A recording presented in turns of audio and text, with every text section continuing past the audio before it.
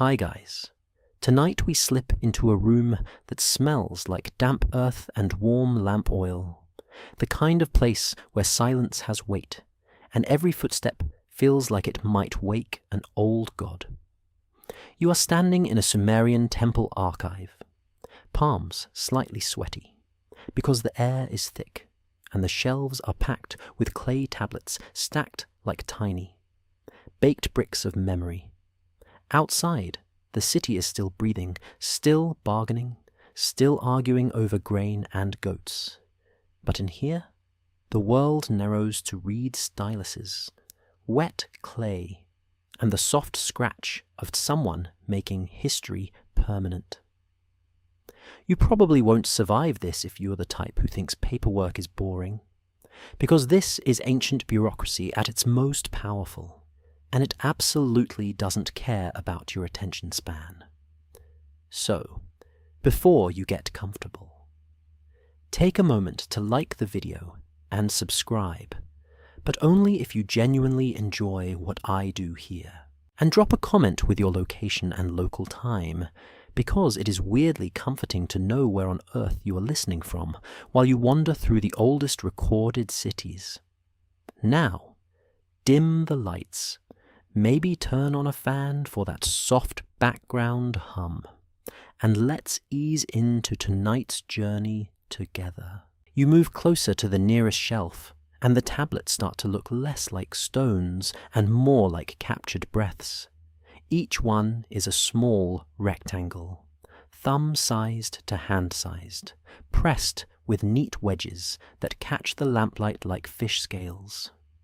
The scribe beside you does not glance up. He sits cross-legged, shoulders rolled forward, reed stylus poised like a surgeon's tool. And he works with the calm focus of someone who knows the city runs on his quiet, inkless labor. You watch him dip the stylus into a bowl of water, not to write, but to keep the clay workable. Wet clay is forgiving. Dry clay is judgment. The tablet on his lap holds a list, lines that march downward with the confidence of a decree. Names, numbers, offerings, titles. It is not poetry. It is not a love letter. It is the kind of document that makes love possible by keeping the granary full. A mainstream fact hums under everything you see. Sumerian scribes write in cuneiform, one of the earliest known writing systems, and temple administrations use it to track goods, labor, and obligations. The earliest writing here is often accounting. Romance comes later. The first written, "I miss you," is basically, "you owe me barley," which is honestly still relatable. A temple official drifts by, robe swishing, eyes scanning. He is not tall, but he carries height in the way people step aside. On a cord at his neck hangs a seal cylinder, small enough to lose and important enough to start a riot if it goes missing. The cylinder is carved with a scene, perhaps a god seated, perhaps a human worshipper, perhaps a lion that looks like it has never skipped leg day. When rolled over wet clay, it leaves an impression like a signature, like proof that authority has touched this document and made it real. You realize something quietly unsettling. These tablets are not just recording who gives what. They are recording who matters. And in a city where memory is a weapon, being recorded is a kind of immortality, while being left out is a kind of slow erasure. You wander deeper, where the air cools and the lamps thin out. There are baskets of tablets wrapped in reed mats, bundles tied with cord, labels pressed into clay that tell you what is inside. The labels feel like the ancestors of modern file folders, except heavier and with a higher chance of involving divine wrath. A scribe finally speaks, voice low, as if the clay might be listening. He tells you that names are not just names. They are anchors. A person's name can carry their father's name, their lineage, their office, their patron deity. Each piece is a thread, and the thread can be pulled to prove a claim. You picture a dispute over land, two families arguing in the courtyard, sweat shining on foreheads, witnesses lined up like nervous birds. In a world where spoken testimony can drift and distort, a tablet can sit there like a stone in the river, refusing to move. The tablet says, "This field belongs to this man, son of that man, under the seal of this official, witnessed on this day." And if the tablet says it, the city treats it like reality. That is where the idea of chosen blood begins to take shape. Not as a lightning bolt from the sky, but as a chain of documents. If you can prove you descend from someone who held authority, you can argue that authority belongs to you too. If you can connect your family to a temple office, you can claim access to the god's attention. If you can show that your grandfather delivered grain in a year of famine, you can frame your line as reliable when the world gets mean. There is a quirky tidbit tucked into this world of serious faces. Some early tablets begin as simple clay tokens used to count goods, sealed inside clay envelopes. People press token shapes on the outside to show what is inside, like ancient packaging labels. It is basically the first unboxing experience. Except, instead of a new phone, you get a reminder that you owe 3 sheep. The urge to keep receipts is apparently eternal. You sit on a low bench, trying not to look too modern, and you listen to the rhythm of the archive. Scratch, press, smooth, turn. The scribes are trained for years, memorizing signs and lists, learning to write in standardized ways. Literacy is a gate. Not everyone can walk through it. And when a gate exists, someone always decides who gets a key. A young apprentice makes a mistake. The stylus slipping, a wedge angled wrong. His teacher sighs in a way that says, "This is why the city falls," and then calmly smooths the clay and has him do it again. The apprentice's cheeks flush. You almost want to pat his shoulder and tell him it is fine, because even thousands of years later, people still hit reply all by accident. Then you remember, you are in a temple archive and you probably should not touch anyone, especially if you enjoy having hands. A priest enters, and the atmosphere shifts. He is not wearing a crown. He does not need one. His authority sits in the certainty of his steps.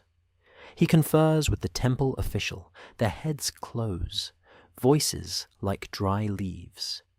You catch a few words: offerings, festival, allocation, and then, softer, a name, a family name, spoken with the kind of care usually reserved for sacred objects. You begin to understand how leadership starts to wrap itself in genealogy.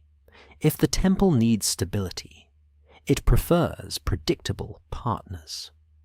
Predictable partners often come from families that have done this dance for generations. The more the temple relies on a family, the more the family can claim the temple's favor.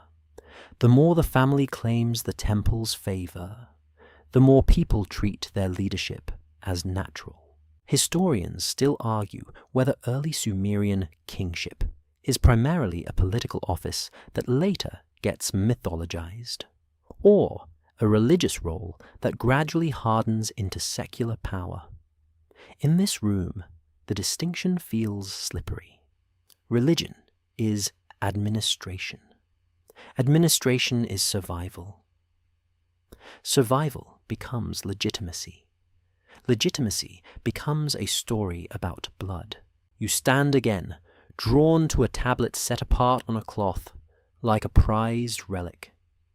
It lists offerings to deities, but the line that catches your eye is a title attached to a human name, not just man or worker, but something that signals rank. A shepherd of the people, a steward of a temple, a leader with responsibility that sounds noble in any era, mostly because it comes with the right to tell other people what to do. You notice how the scribe writes the title with extra care, wedges crisp, spacing clean. The clay is only clay, but the act is devotional. You feel the strange comfort of structure forming. Titles become standard. Standard becomes expected. Expected becomes deserved. Deserved becomes inherited. Outside the archive, you hear distant laughter, someone arguing, a donkey braying like it has opinions. The city does not know you are inside touching the roots of hierarchy. The city is just trying to eat tomorrow. But the archive is already shaping tomorrow by deciding what counts as true. You take one last slow look at the shelves, at the stacked clay, at the sealed bundles of names. You can almost see the invisible ladder being built, rung by rung, tablet by tablet. And you can feel the first hint of a dangerous idea. If leadership can be recorded, it can be curated. If it can be curated, it can be justified. And if it can be justified, a family can start to believe the gods themselves signed the paperwork. You step out of the archive and into a courtyard where the night air tastes like river mist and smoke from cooking fires. The temple walls rise around you, thick mud brick that holds in coolness and secrets. Somewhere beyond the courtyard, a drummer taps a steady pattern, not entertainment exactly, more like a heartbeat for the city. You follow it through a passageway and arrive at a chamber where people gather with the careful posture of believers who also want to be seen believing. A priest stands near a low platform, hands lifted, voice measured. The words are formal and practiced, and you can tell this is not just prayer, but public messaging. The audience is mixed. Laborers with rough palms, merchants with clean nails, officials who look like they have never carried anything heavier than influence. They all face the same direction, because facing the same direction is how you begin to feel like one community. Even if half of you would gladly steal the other half's goats. The priest speaks of rule as something that does not simply happen. Rule arrives. Rule is bestowed. Rule is a thing that descends like a seal pressed into wet clay. You hear a phrase that makes the room tighten with reverence. Kingship. Not the act of governing, but kingship as a concept, almost like a sacred object that can be handed from city to city. A mainstream historical fact anchors the moment.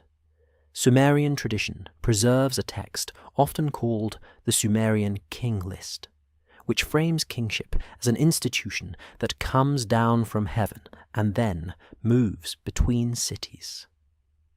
Even if the list blends myth and history, the idea it projects is clear.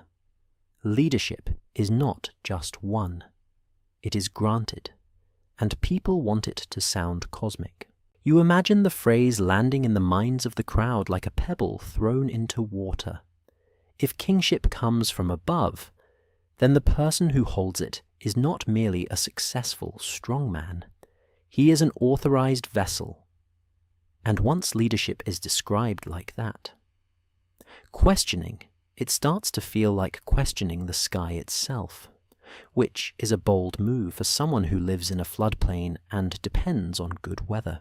A pair of officials stand close to the platform, faces calm, but their eyes scan the listeners.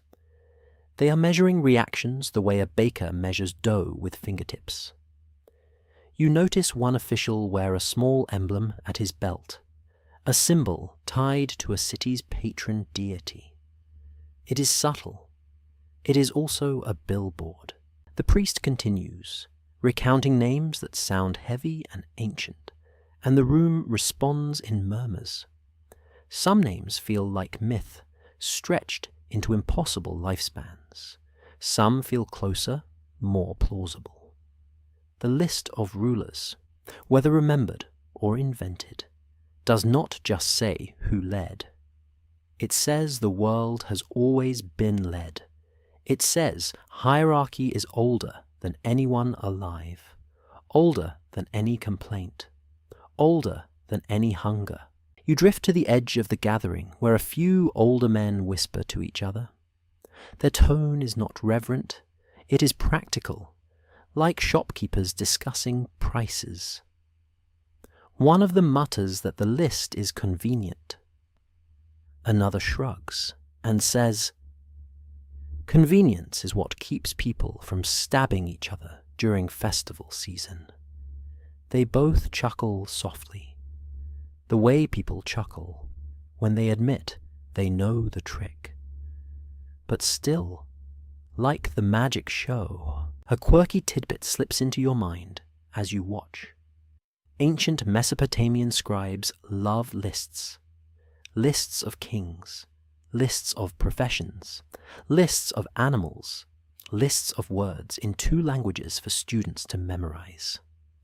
There is a kind of comfort in line after line, as if ordering the world on clay can keep the world from falling apart.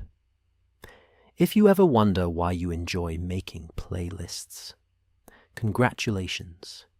You might have the soul of a Sumerian trainee scribe. You move closer to a wall where a large tablet is displayed, not for casual reading, but for ceremonial emphasis. The wedges are deep, confident, and the surface bears marks of careful polishing. You cannot read every sign, but you recognize the pattern of repetition: name, city, length of reign, next name, next city. The rhythm of succession creates a trance. The list is a spell that turns chaos into sequence. In the crowd, you spot a man wearing a high-quality wool garment, dyed richer than what most can afford. He does not speak, but people make room around him without being asked. That is another kind of text, written in body language. He's likely tied to the palace, maybe even to the ruling family. If kingship is said to come from heaven, then proximity to the holder of kingship becomes its own blessing. You can see the social gravity at work, pulling people into orbit. Someone near you whispers a story, half folklore, half political lesson. A city prospered because its ruler honored the gods. Another city declined because its ruler grew arrogant. The moral is not subtle. Obedience keeps the cosmic machine running. The story functions like a warning label on a dangerous tool.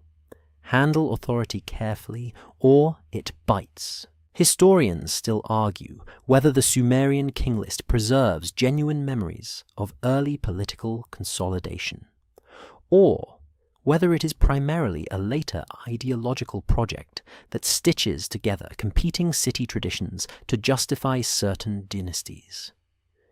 You can feel why the debate exists. The list is both record and performance. It is a document that wants you to believe. As the priest finishes, the crowd exhales. A few people press their foreheads to the ground. Others simply nod, as if they have attended a meeting and approved a budget. The officials step forward and distribute small portions of bread and beer to certain attendees, not everyone. And that distribution is not random. It is a visible reward. The chosen receive. The chosen are seen receiving. Everyone else is reminded that access flows through channels. You notice a young man watching the distribution with a tight jaw. He is not starving, but he is excluded. You can almost hear the thoughts forming. Why them? Why not us? And then, as if reading his mind, an older woman beside him whispers, "Because their line is favored." She says it with a tone that mixes resentment and acceptance, like someone complaining about rain while still carrying an umbrella. You start to sense how Bloodline becomes a container for complicated realities. It hides deals, alliances, and force behind a simple explanation. They rule because they are the right people. They are the right people because something beyond argument chose them. That is a neat story. And neat stories are easier to carry than messy truth. You walk away from the chamber into a narrow street where lamps flicker in doorways. The city smells like baked bread, damp reeds, and animals that are absolutely not house-trained. You pass a wall with scratched graffiti, crude lines of a man with exaggerated muscles. Even ancient cities have bored teenagers, and the art is always a little rude. At a crossroads, you see a small shrine with a clay figure tucked into a niche. Someone has left a tiny offering, maybe a date fruit, maybe a pinch of barley. The gesture is personal, intimate. It reminds you that belief is not only political. People genuinely fear the gods, love them, bargain with them. So when leaders claim divine authorization, it piggybacks on real emotion. It is not only propaganda, it is also comfort, especially in a world where a river can change its course and ruin your year. You pause by the shrine and feel the quiet logic settle in your chest. If kingship is framed as descending from heaven, then the family that holds it can present itself as a bridge between sky and mud brick. And once a family is a bridge, everyone who wants stability will prefer not to burn it down, even if they mutter about tolls. 3 light jokes drift through your sleepy mind as you continue walking. First, if kingship comes down from heaven, someone should really install a ladder, because the logistics feel under-explained. Second, if a list of kings makes you legitimate, then my grocery list deserves a crown for the heroic reign of milk, eggs, and please do not forget coffee. Third, imagine trying to tell a Sumerian official you lost the kingship. "Sorry, sir, it slipped out of my pocket." The street opens into a plaza, where the palace looms, its gates guarded by men with spears and the bored expression of people assigned to stand still for hours. You do not enter. You simply look at the gate and understand that behind it, leadership is not only an idea, but an apparatus. Yet the idea matters. The claim matters. The story that kingship is bestowed from above is the kind of story that turns a guarded gate into something more than a barrier. It turns it into a boundary between ordinary life and a sacred right to command. You drift along the palace edge until the street narrows into a corridor of mud brick homes, their doorways curtained with woven reeds. The night is cooler now, and the city sounds settle into a softer mix, a distant baby crying, a pot clinking, someone humming while grinding grain.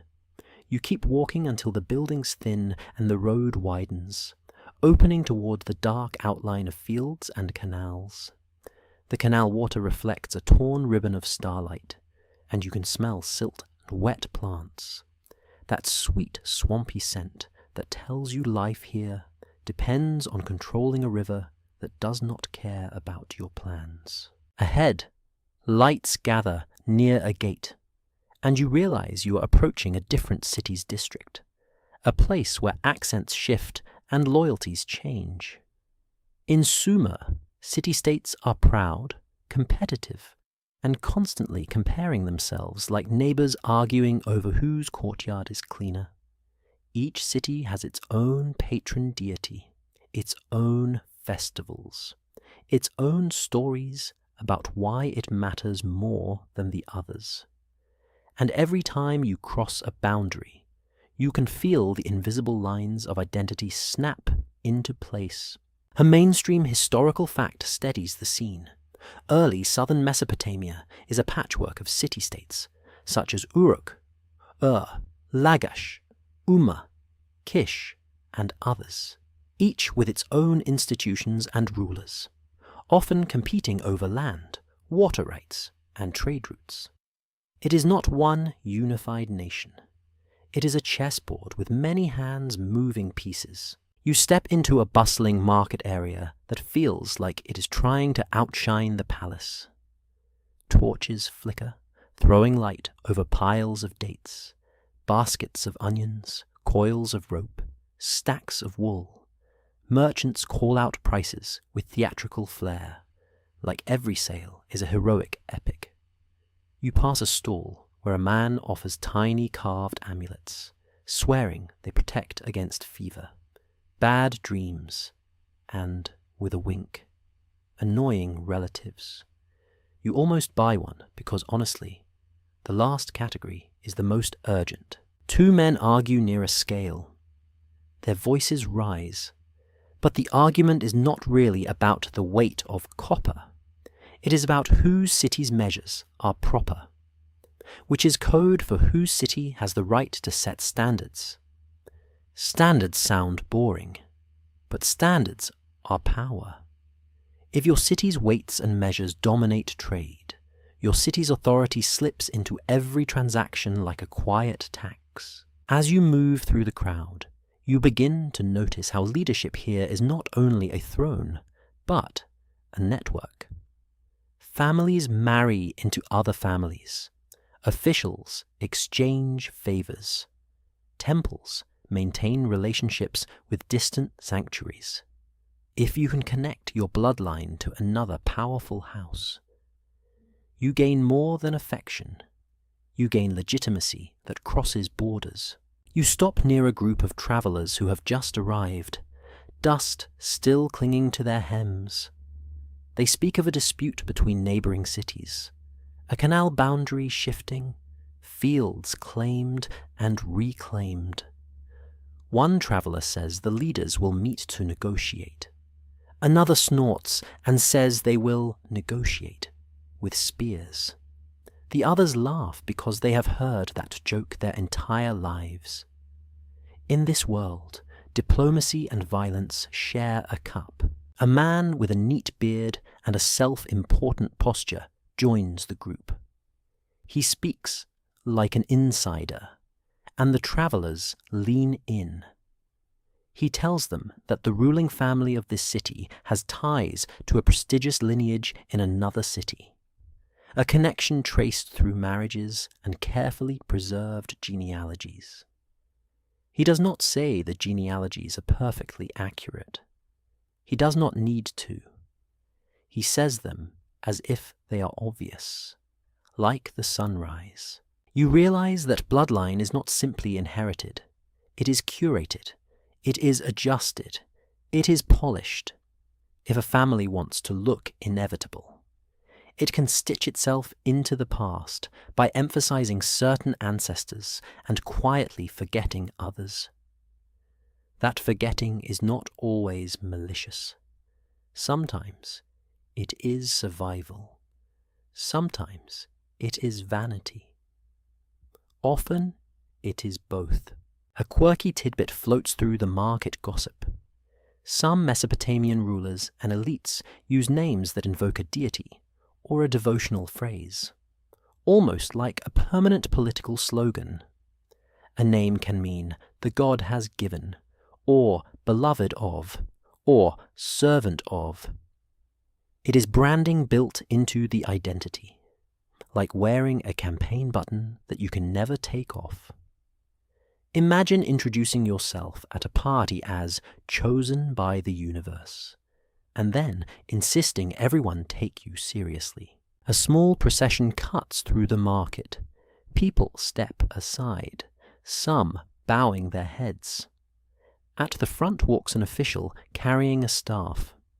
Behind him a cluster of guards, and in the center a man whose clothing is fine enough to silence conversation.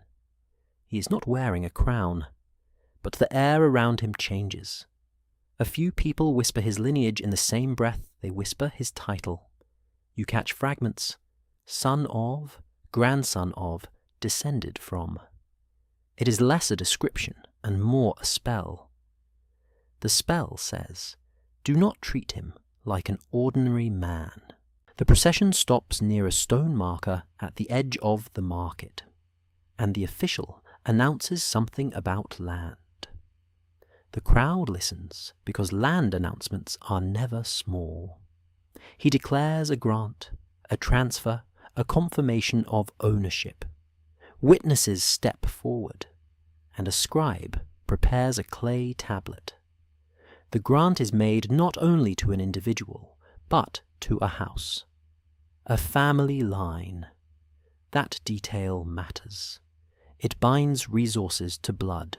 Historians still argue whether early dynastic succession in these cities follows consistent hereditary patterns or remains more flexible, with leadership sometimes rotating through powerful households, temple authorities, or military figures. The evidence can look tidy in one document and messy in another. In the living city, it probably feels messy. Most days. You follow the procession as it continues, curious, and it leads toward a residential quarter with larger courtyards and thicker walls. This is where influential families live, where decisions are made over shared meals and whispered in shaded corners. You catch glimpses through doorways, women weaving, servants carrying jars, children playing with little clay animals. The children laugh, and for a moment you forget you're watching the machinery of power. Then one child, perhaps the son of the important man, is called inside sharply, and you feel the weight of expectation drop onto a small set of shoulders. Inside one courtyard, voices rise in debate. You do not intrude, but you can hear enough to understand the stakes. They are discussing a marriage, not romance, strategy. Who marries whom can shift alliances like moving a canal gate. A bride can bring dowry, connections, claims. A groom can offer status, protection, access to offices. The elders speak of compatibility, but the compatibility they mean is political. Someone mentions an ancestor who supposedly served a famous ruler in another city. Someone else counters that the story is exaggerated. The first person replies that the story is what matters, because people believe it. You feel a chill of recognition. Truth is useful, but belief is often more useful. 3 light jokes wander through your mind as the conversation fades. First, these marriages sound like corporate mergers, except with more incense and fewer lawyers. Although honestly, the elders act like lawyers anyway. Second, imagine being told your spouse is strategically optimal, which is not the love language anyone wants, but it does explain a lot of awkward weddings. Third, if someone tried to arrange your marriage to secure canal access, you would probably move to the mountains immediately. And then remember, there are no mountains nearby. So you would just sigh and accept your fate. You step back into the street, and a breeze carries the smell of wet clay and jasmine. The city-state feels like a living organism. Every family a cell, every alliance a thread of tissue. Bloodlines here are not mystical by default. They become mystical because they are useful. They become sacred because sacred things are harder to challenge. A distant bell or gong sounds from a temple, and people pause, listening. In their pause, you see the quiet agreement that keeps the city upright. Leaders must look legitimate. Legitimacy is built from stories. Stories are attached to families. Families defend the stories as if defending their own skin and the city, needing stability more than fairness often goes along with it. You slip away from the wealthy courtyards and follow the sound of chanting that rolls through the streets like slow thunder. The chants lead you toward a temple complex that sits slightly raised above the surrounding homes, not because the gods need a view, but because flooding is a rude roommate, and sacred buildings prefer dry floors. The steps are worn smooth by countless bare feet, and you feel the heat of the day trapped in the stone as you climb. At the top, the temple courtyard opens wide. Torches burn in clay sconces. Shadows dance along walls painted with simple patterns, and the air carries a layered smell. Incense, sweat, crushed herbs, and the faint sourness of beer offerings. People move with purpose. Some carry baskets of grain. Some bring jars. Some bring nothing but their worries, which is still a heavy load. A temple administrator stands near a table, counting. He does not look like a mystic. He looks like someone who can do math without using fingers, which is honestly more intimidating. He checks each offering, records it, and nods or frowns depending on what arrives. A line forms. When you look closer, you realize the line is not random. Certain families are positioned closer to the table, interacting directly with the administrator. Others wait farther back, watched by junior officials. A mainstream historical fact rests in the scene. In many Sumerian cities, temples are not only religious centers, but major economic institutions, controlling land, labor, storage, and distribution of goods. Priests and administrators manage resources, coordinate work crews, and oversee festivals that require serious logistics. Spiritual authority is braided tightly with economic power. You watch a worker place a sack of grain on the table. The administrator presses a small mark into wet clay, then hands the worker a token or receipt. The worker looks relieved, like someone who has paid a bill and can breathe again. In this world, offerings are devotion, but they are also obligations. The temple is a spiritual heart and an economic engine, and if the engine stalls, the city starts coughing. You move toward a side room where voices are lower. Inside, shelves hold jars sealed with clay stoppers. Labels are impressed on the stoppers, showing what is inside and who is responsible. An official lifts one stopper and sniffs, then reseals it. The gesture is casual, but it carries authority. He is the gatekeeper of stored wealth. Near the jars, a group of men sit around a small clay model of a canal system. They point, argue softly, adjust tiny channels with their fingers. Their discussion is about water allocation for fields. If a family's fields receive more water, they grow more grain. If they grow more grain, they can support more workers. If they support more workers, they can influence more votes in assemblies, more labor on walls, more loyalty in conflict. Water is politics. Water is destiny.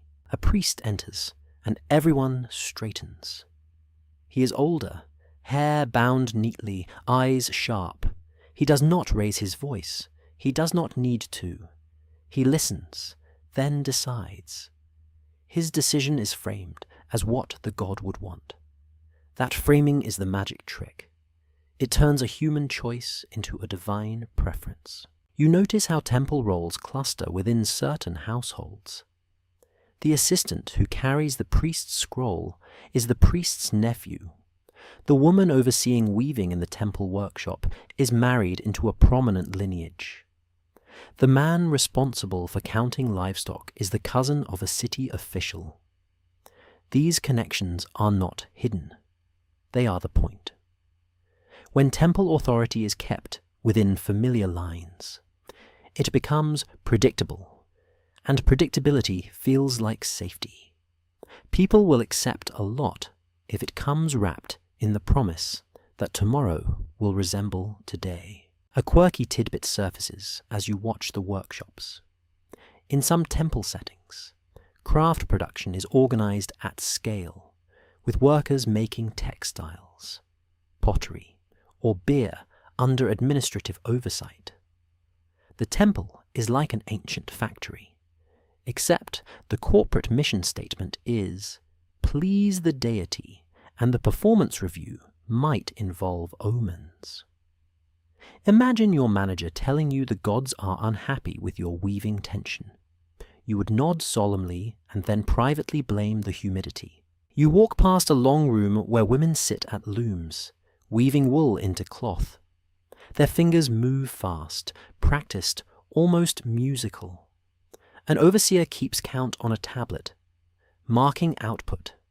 The cloth is not just clothing.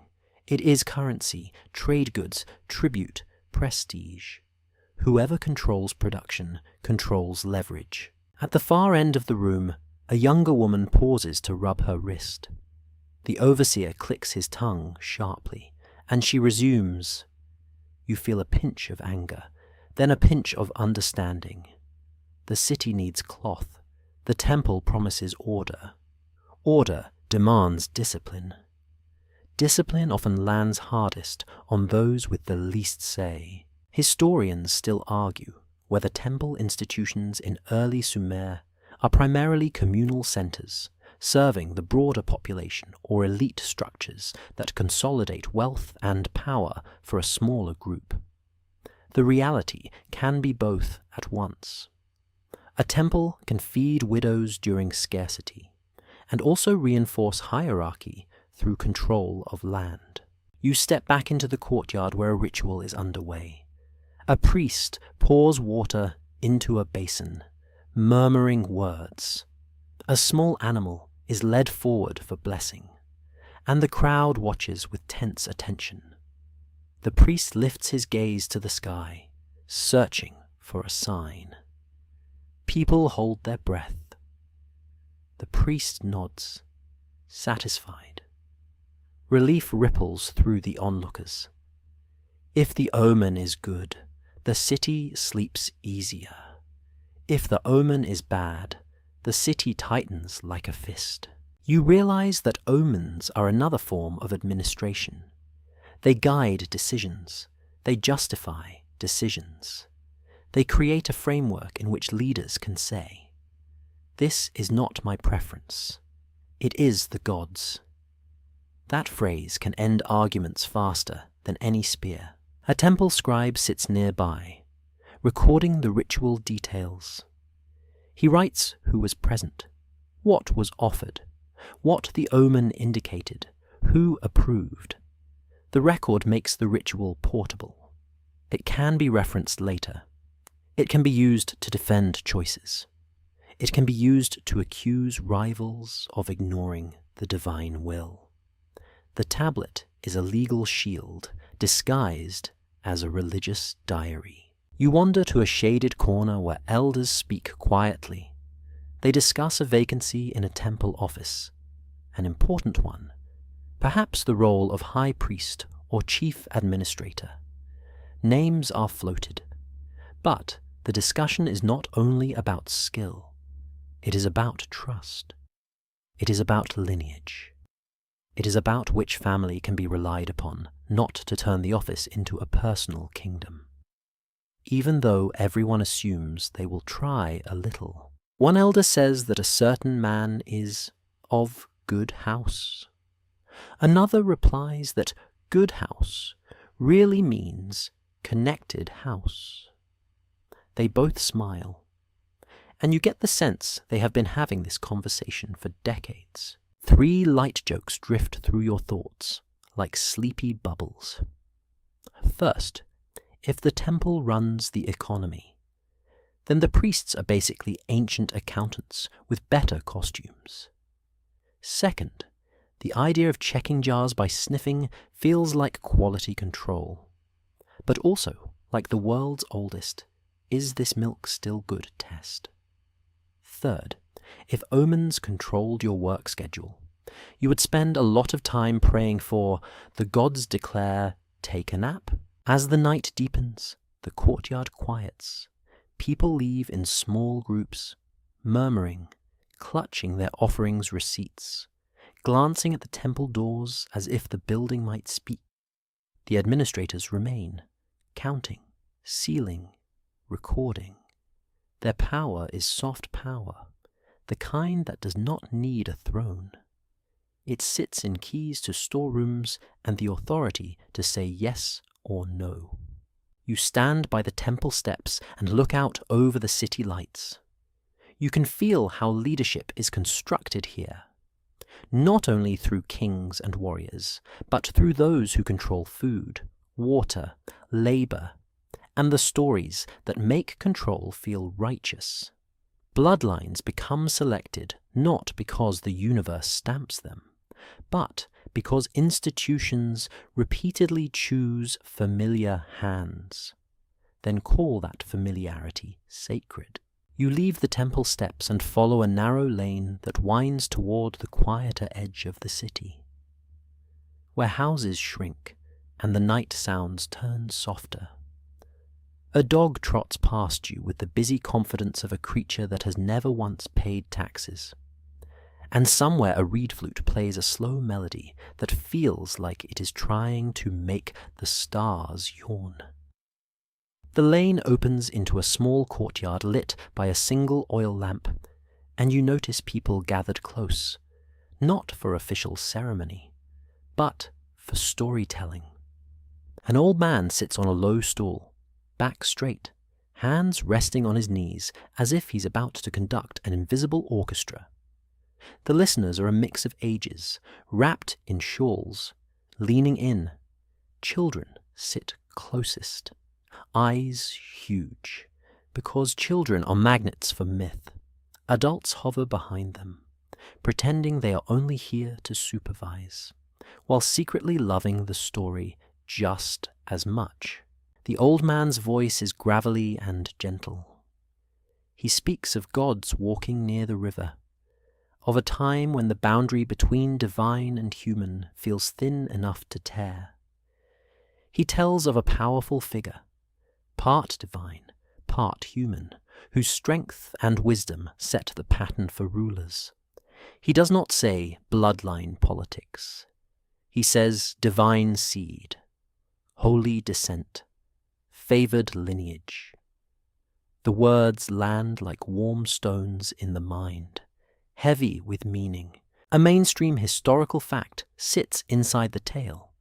Mesopotamian mythology includes figures who are described as extraordinarily long-lived or semi-divine, and later traditions in the region talk about legendary sages and heroes connected to kingship.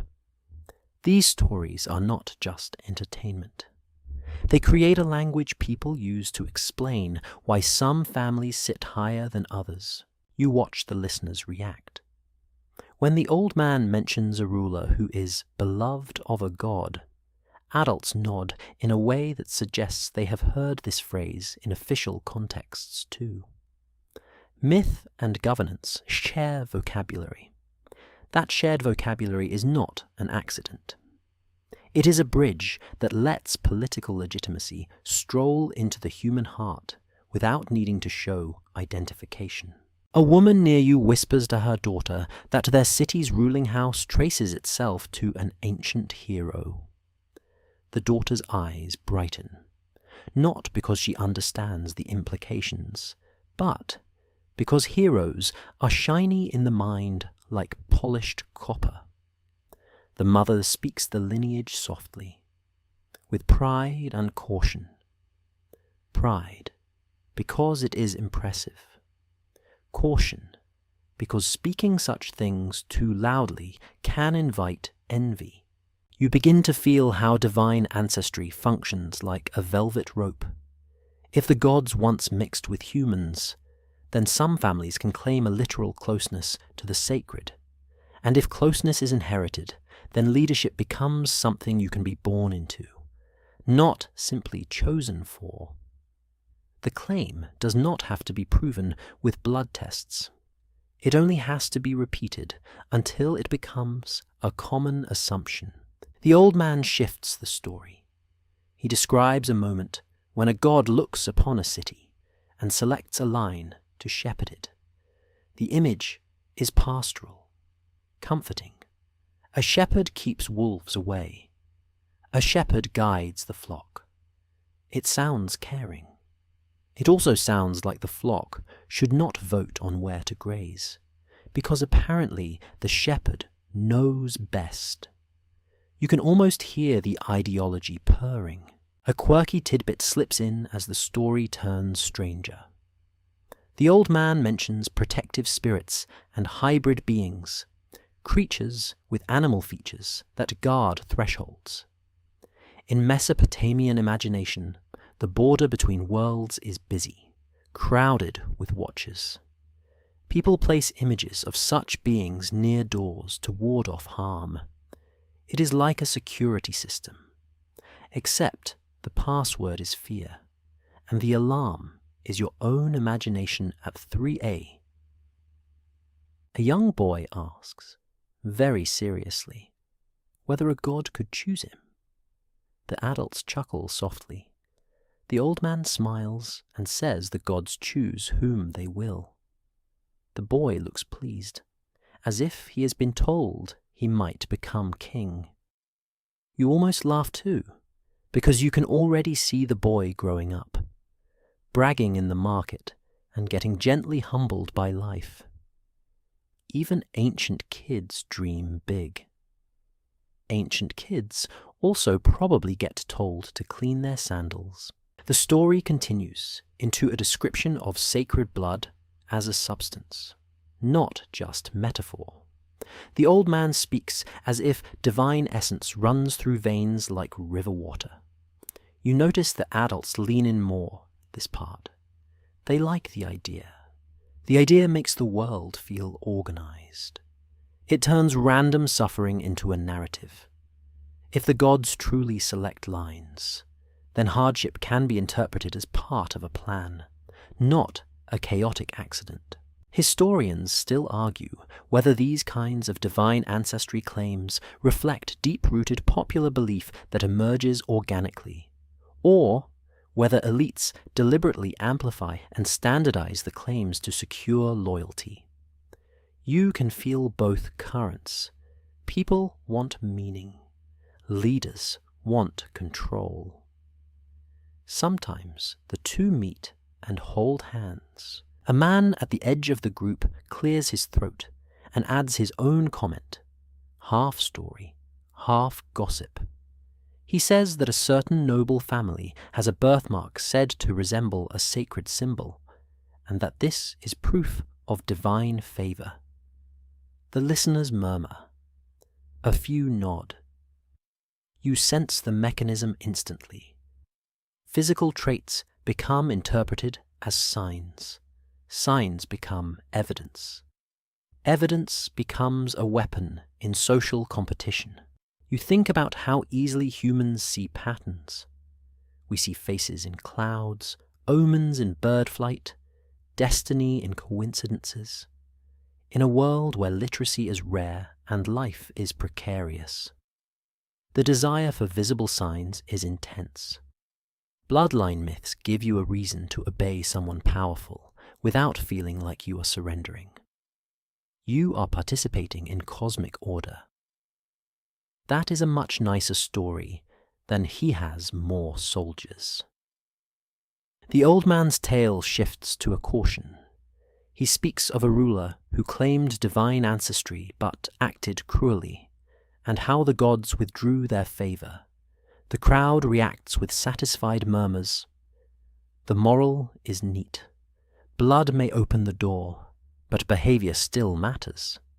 And yet, you notice something subtle. Even in the caution, the framework remains. The gods are still the ones who authorize. The people are not the ultimate judges. The people can complain, but they are not the source of legitimacy. The legitimacy is imagined as descending from above. 3 light jokes wander through your sleepy mind as the story sinks in. First, if divine blood is real, then somewhere a god is basically paying child support in Bali. Second, the idea of a sacred birthmark feels like ancient branding, like the gods are running a cosmic marketing campaign. Third, if a hybrid guardian spirit watched your doorway every night, you would either sleep like a baby or never sleep again, depending on how friendly its face is. The gathering breaks slowly. People stand, stretch, murmur thanks. Children are guided home. The old man remains seated, blinking at the lamp flame like he is watching time itself. You linger a moment, feeling the way myth clings to the air. It is not just fantasy. It is social glue. It binds people to leaders by binding leaders to the divine. As you walk away, you pass a wall with a small niche holding a clay figure. Someone has pressed a tiny offering into the niche. Perhaps a bead. Perhaps a pinch of flour. The gesture feels personal again, like a quiet conversation with the invisible. You understand that in this city, belief is not only imposed, it is lived. And because it is lived, claims of chosen blood do not have to be forced on people. They slide into existing devotion like water into a canal. You turn a corner and the streets darken. The palace is distant now, but the concept of divine lineage stays close, like a whisper in your ear. It tells you that leadership can be framed as biology plus heaven. It tells you that power can wear the mask of destiny. And once people accept the mask, they start to treat the face beneath it as untouchable, even when it sweats and worries and ages like any other human. You wander toward the riverfront, where the city's noise thins into the hush of water moving past reeds. Lanterns hang from poles, bobbing slightly in the breeze, and their reflections wobble on the canal like nervous fireflies. The air here feels cooler, damp enough that your skin notices, and you can taste a hint of clay and algae when you breathe in. Boats sit tied to posts, their ropes creaking softly, and in the distance you hear singing, not casual singing, but the layered, practiced kind meant to carry meaning. A crowd gathers near a wide platform set beside the water. People stand shoulder to shoulder, but there is a careful order to where bodies are allowed to be. The closest ring belongs to officials and temple personnel, the next ring to merchants and skilled workers, the outer ring to everyone else, who still want to witness because witnessing makes you part of the story, even if you are not allowed to write it. On the platform, attendants arrange textiles and bowls, placing them with the precision of people who know a deity is watching, and also know that a mistake will get them yelled at by a supervisor long before it gets them struck by lightning. A young woman steps forward, adorned in jewelry that catches the lantern light. Her hair is carefully styled, her posture controlled. She is not merely a person tonight. She is a role. A man approaches from the opposite side, guided by priests. His clothing is fine, but what stands out is the way people look at him. It is not simply respect, it is expectation. Like the entire city is holding its breath and using him as the lungs.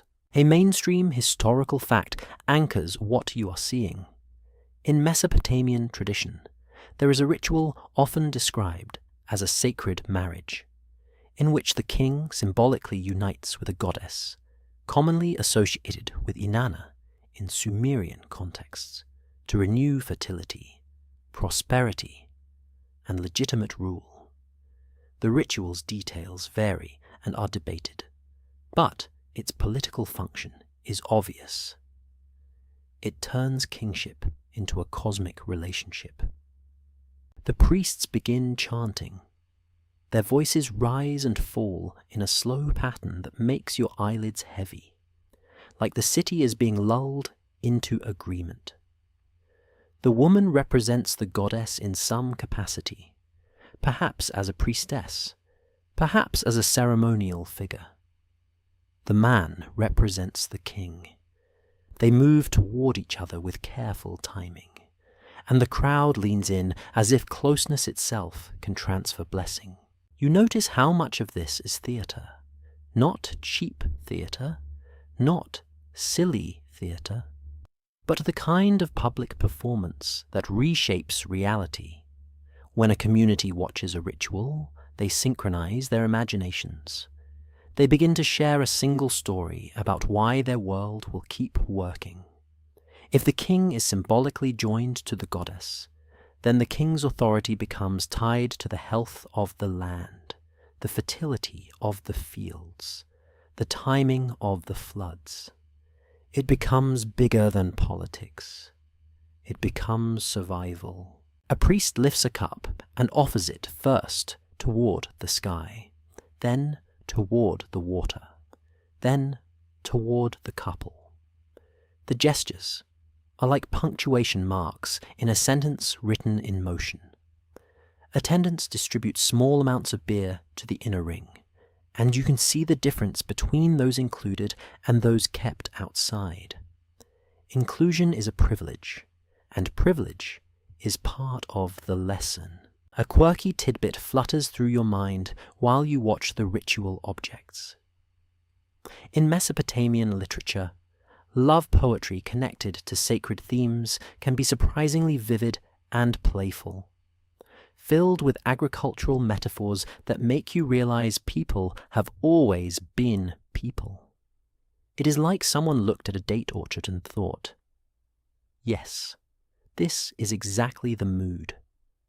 Ancient romance has a way of reminding you that even the most serious rituals are performed by humans who also laugh, flirt, and get hungry. The couple stands close. The priests speak blessings, naming the goddess, naming the land, naming the king. The crowd responds in murmurs. You see a few people press their hands together as if praying. Others simply stare, absorbing it like heat.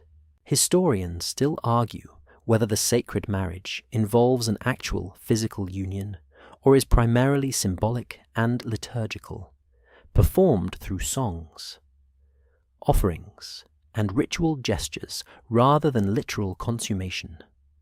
The evidence is complicated, and the genre of the texts matters, but the social outcome is clear. The king emerges from the ritual wrapped in divine intimacy. The ritual shifts into a procession.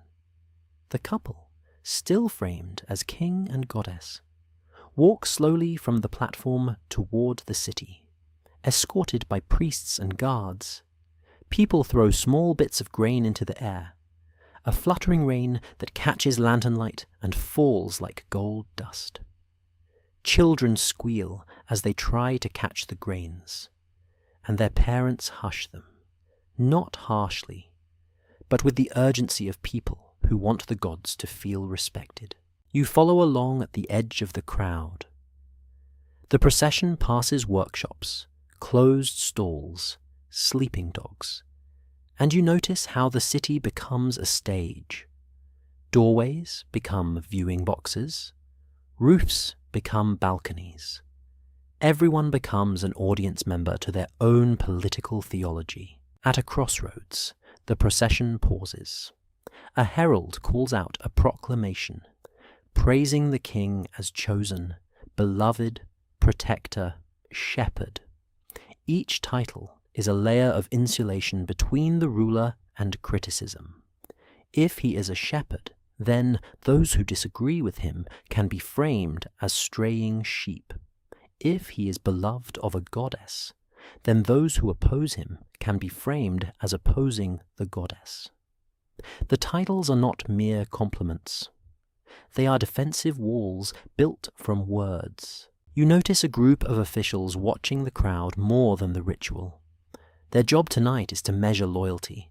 Who cheers? Who stays silent? Who looks away? Power is always collecting data, even without spreadsheets. 3 light jokes drift through your sleepy mind as you walk. First, the sacred marriage is basically the ancient version of a public relations campaign. Except, instead of a press conference, you get chanting and grain confetti. Second, if someone tried to legitimize your job by marrying you symbolically to a goddess, you would still ask for a pay raise because divine approval does not pay rent. Third, the officials measuring crowd enthusiasm look like they are about to hand out performance scores, which is the fastest way to make any festival feel like homework. The procession arrives at the palace gate. Guards open it wide. The couple enters, disappearing into torchlit corridors, and the crowd remains outside, buzzing with the afterglow of participation. People talk about the goddess's favor, the king's luck, the omens, the beauty of the songs. A few skeptics mutter that it is all spectacle, but even they sound careful, as if the spectacle might bite back. You linger near the gate as the crowd thins. The street grows quiet again, the lanterns dimming as oil burns down. You can feel how effective the ritual is. It makes the king's lineage feel not just human, but cosmically endorsed. It turns leadership into a marriage contract with the divine, renewed in public so no one can pretend they missed the signing. In the stillness, the river's faint sound returns, steady and indifferent. The water doesn't care about proclamations. Yet, the city cares deeply, because caring is how humans tame fear. And in that caring, the ritual plants an idea that is hard to uproot, that certain lines do not merely rule. They are woven into the fabric of the universe, threaded through festivals, songs, and the shared gasp of a watching crowd. You slip away from the palace gate and wander into a district where the streets feel less ceremonial and more practical, where people are awake because their work does not stop just because a ritual happened. A bronze smith's workshop glows orange through a doorway. The air smells like hot metal and charcoal. You hear the steady clang of hammer on anvil, a sound so rhythmic it could be mistaken for music if you ignore the fact that it is also a warning to keep your fingers far away. You pass a wall where someone has painted a simple symbol in dark pigment. It looks like a star or a rosette, the kind of motif that shows up everywhere, from temple decoration to jewelry. Symbols travel through a city like gossip. They attach themselves to power. In a small square, you find a group of scribes seated at low tables beneath an awning. They are not writing receipts tonight. They are drafting something more public. A pile of fresh tablets sits beside them, still damp, ready to receive official words. An overseer stands behind them, arms folded, occasionally pointing at a line, correcting a sign, insisting on precision. This is branding, but in clay. A mainstream historical fact anchors what you are seeing. Mesopotamian rulers regularly commission inscriptions that proclaim their titles, divine favor, building projects, and victories. These inscriptions can appear on tablets, stelae, bricks, foundation deposits, and other objects, effectively broadcasting the ruler's identity and achievements across the city and into the future. One scribe reads aloud as he writes, the way people do when they want the words to sound right. The line begins with the ruler's name, followed by a cascade of titles: Shepherd, Mighty One, Favorite of a God, Builder of Temples, Protector of Widows and Orphans. The list is long enough to make you wonder if the king has time to actually do anything besides collect titles. Then you remember the point. The titles are meant to make you feel he does everything. The overseer stops the scribe and taps the clay where a title is placed. He insists the divine association must come earlier in the line. It is not just grammar. It is hierarchy. The divine link must be front and center, because it elevates everything that follows. If the ruler is loved by a god, then even his bricklaying feels like a sacred act. You watch another scribe carve a small sign that indicates son of. The sign is simple, but the implication is huge. The inscription does not only say who the ruler is, it says who his father is. Sometimes it even says who his grandfather is. This is genealogy turned into public infrastructure. If your name is set into bricks, it becomes part of the city's bones. A messenger arrives carrying a basket of bricks, each stamped while still wet. The stamp includes the ruler's name and title, pressed into the clay like a constant reminder. These bricks will be used in a new wall or a rebuilt temple platform.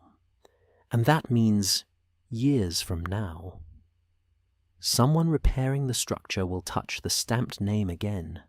The ruler's identity will outlast his body, hiding in architecture like a permanent signature. A quirky tidbit sneaks into your thoughts as you study the stamp. Some rulers place inscribed objects in foundation deposits, buried beneath temples or walls, as if hiding a message for the gods or for future excavators. It is like an ancient time capsule, except the audience is the divine, and the tone is usually, "Look what I built, please be impressed." Honestly, if you put your name under every building you worked on, your ego would need its own storage room. You walk toward the city's main street, where traffic is heavier. Donkeys carry loads. Porters sweat under baskets. A group of soldiers moves through, relaxed but watchful. On a corner, a public notice is being read out by a herald. Most people cannot read the tablet, so the act of reading becomes part of the performance. The herald's voice gives the text authority. The crowd listens, and the words shape reality for them.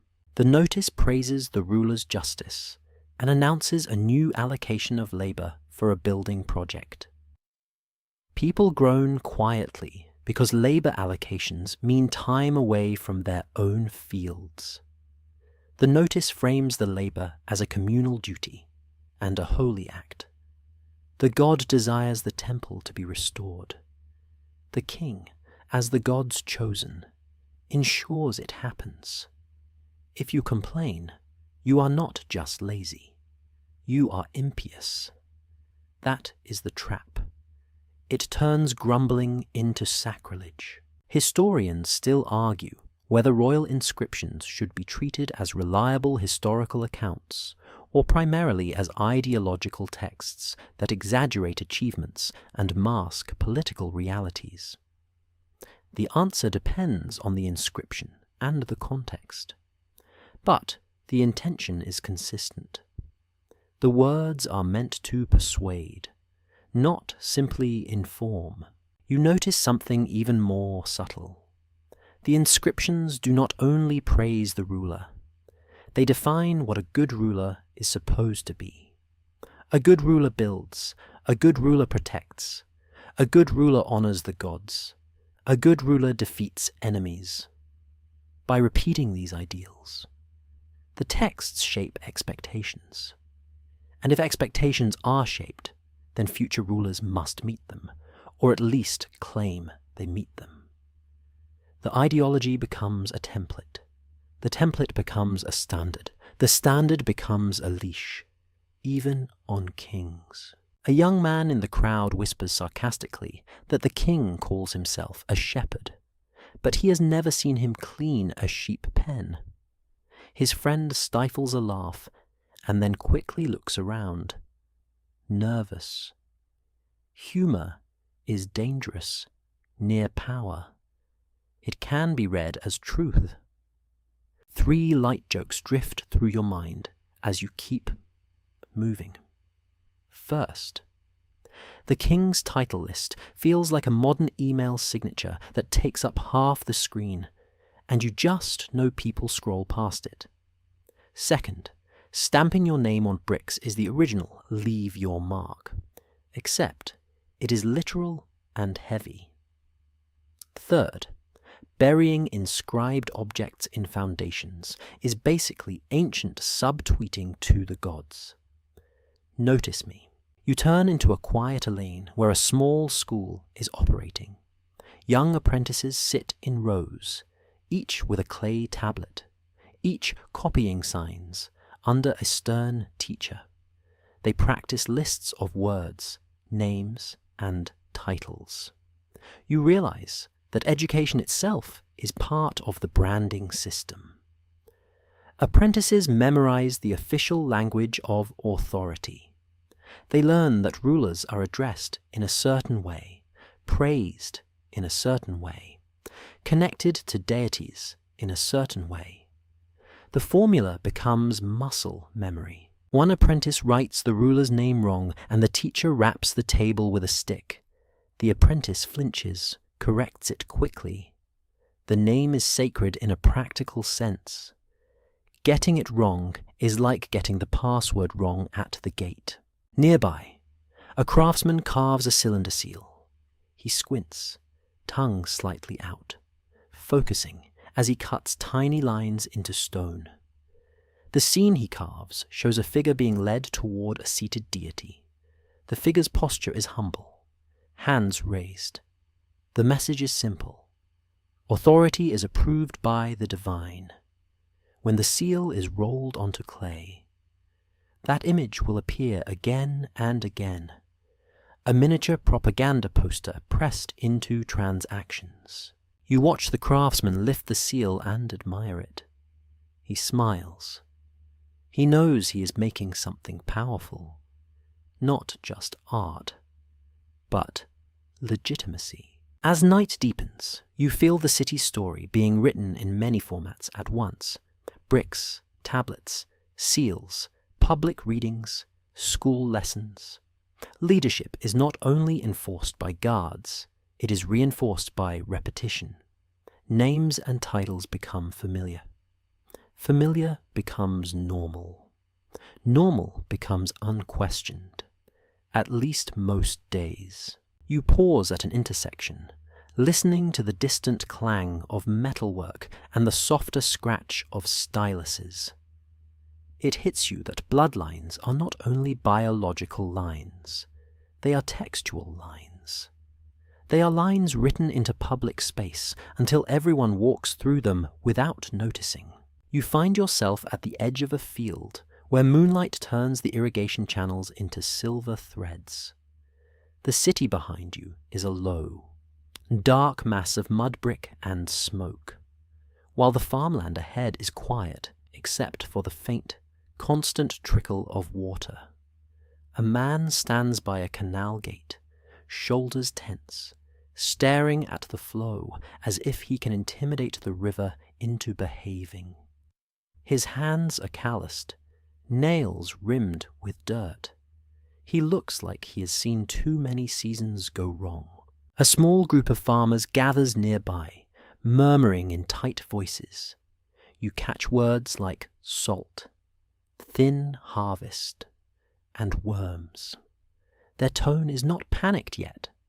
It is that early stage of dread where everyone pretends it is fine, while mentally counting how many days of grain remain in the storage jar. A mainstream historical fact settles over the scene. In southern Mesopotamia, agriculture depends on irrigation, and over time, salinization of soils becomes a serious problem in some areas. Reducing yields and forcing changes in crops and land use, floods, droughts, and shifting river courses also create recurring crises. Nature regularly tests the social order. A temple messenger arrives on a donkey, dust clinging to his robe. He carries a tablet wrapped in cloth and a small seal impression that proves he is official. The farmers straighten, not out of respect exactly, but out of fear of consequences. The messenger reads a short announcement. Labor quotas are being adjusted. Water distribution will be monitored more strictly. Certain households will be prioritized to ensure seed grain is protected. The farmers' faces harden when they hear which households. The names belong to established families, the ones with connections, the ones who can claim they are essential. The messenger uses careful language, saying these families have obligations to maintain storehouses and provide labor coordination. It sounds reasonable. It is also convenient. A younger farmer speaks up, voice trembling with controlled anger. He says the old families always get priority. He says the city talks about divine favor. But the canals do not care about family names. The messenger does not argue theology. He argues logistics. He says the city needs stability. Stability means relying on proven households. You watch the group shift. Some nod reluctantly. Others glare. This is where the tension between bloodline and merit turns sharp. In a crisis, competence becomes precious. And when competence becomes precious, people start to look sideways at leaders who are leaders, mostly because they inherited a name. A guard steps closer to the messenger, hand resting on his spear. The gesture is subtle, but loud. The younger farmer lowers his gaze. You feel the city's quiet warning. You can grumble, but not too much. A quirky tidbit surfaces as the night air cools your cheeks. Mesopotamian people often interpret unusual natural events as omens, reading meaning in eclipses, storms, animal behavior, or strange births. During crisis, omen watching intensifies. It becomes a way to explain why the world is wobbling. It is also a tool that leaders can use. Because if the gods are angry, the solution is often obedience and offerings. As if on cue, a shout rises from farther down the field. Someone has spotted a strange light in the sky, a flicker near the horizon. It might be a meteor. It might be a distant fire. The farmers murmur. One says it is a warning. Another says it is just a rock falling. Both are guessing. The important part is that everyone feels the need to interpret it. The next day's tension is already forming in their minds. If the harvest fails, people will demand answers. Leaders will offer stories. Stories will decide who is blamed and who is protected.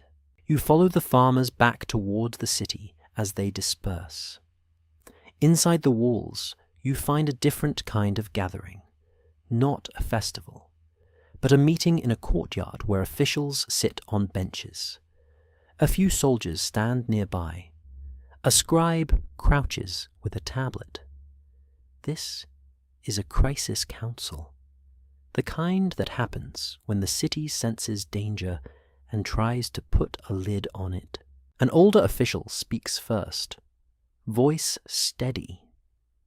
He argues that the established ruling house must remain in charge because changing leadership during instability invites disaster.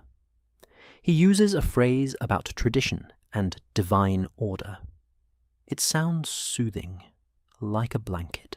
A younger commander counters, pointing out that the city's defences need upgrading and the canal gates need repair, and that certain leaders have neglected both while focusing on monuments and titles.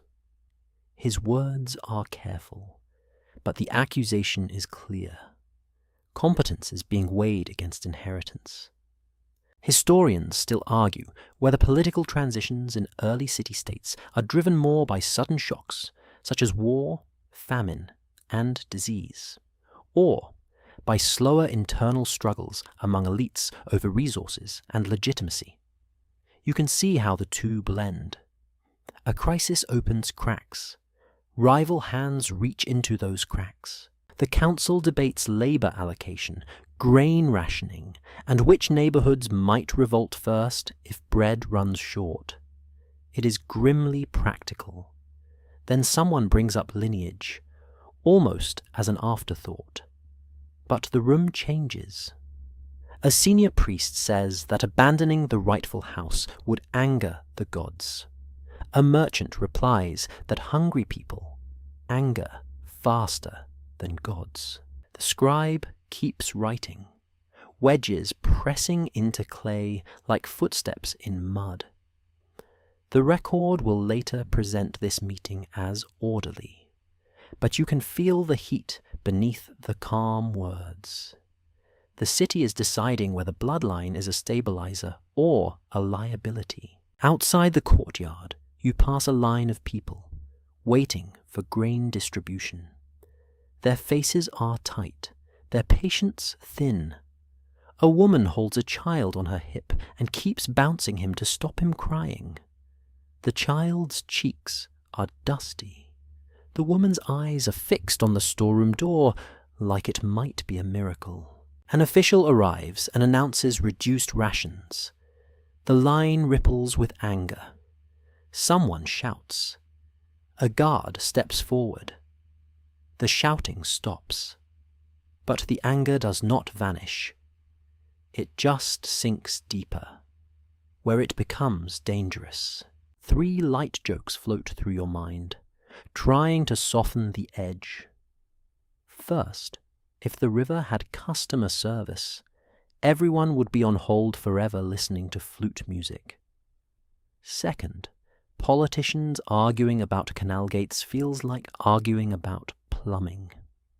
But with the added spice that plumbing decides whether you live.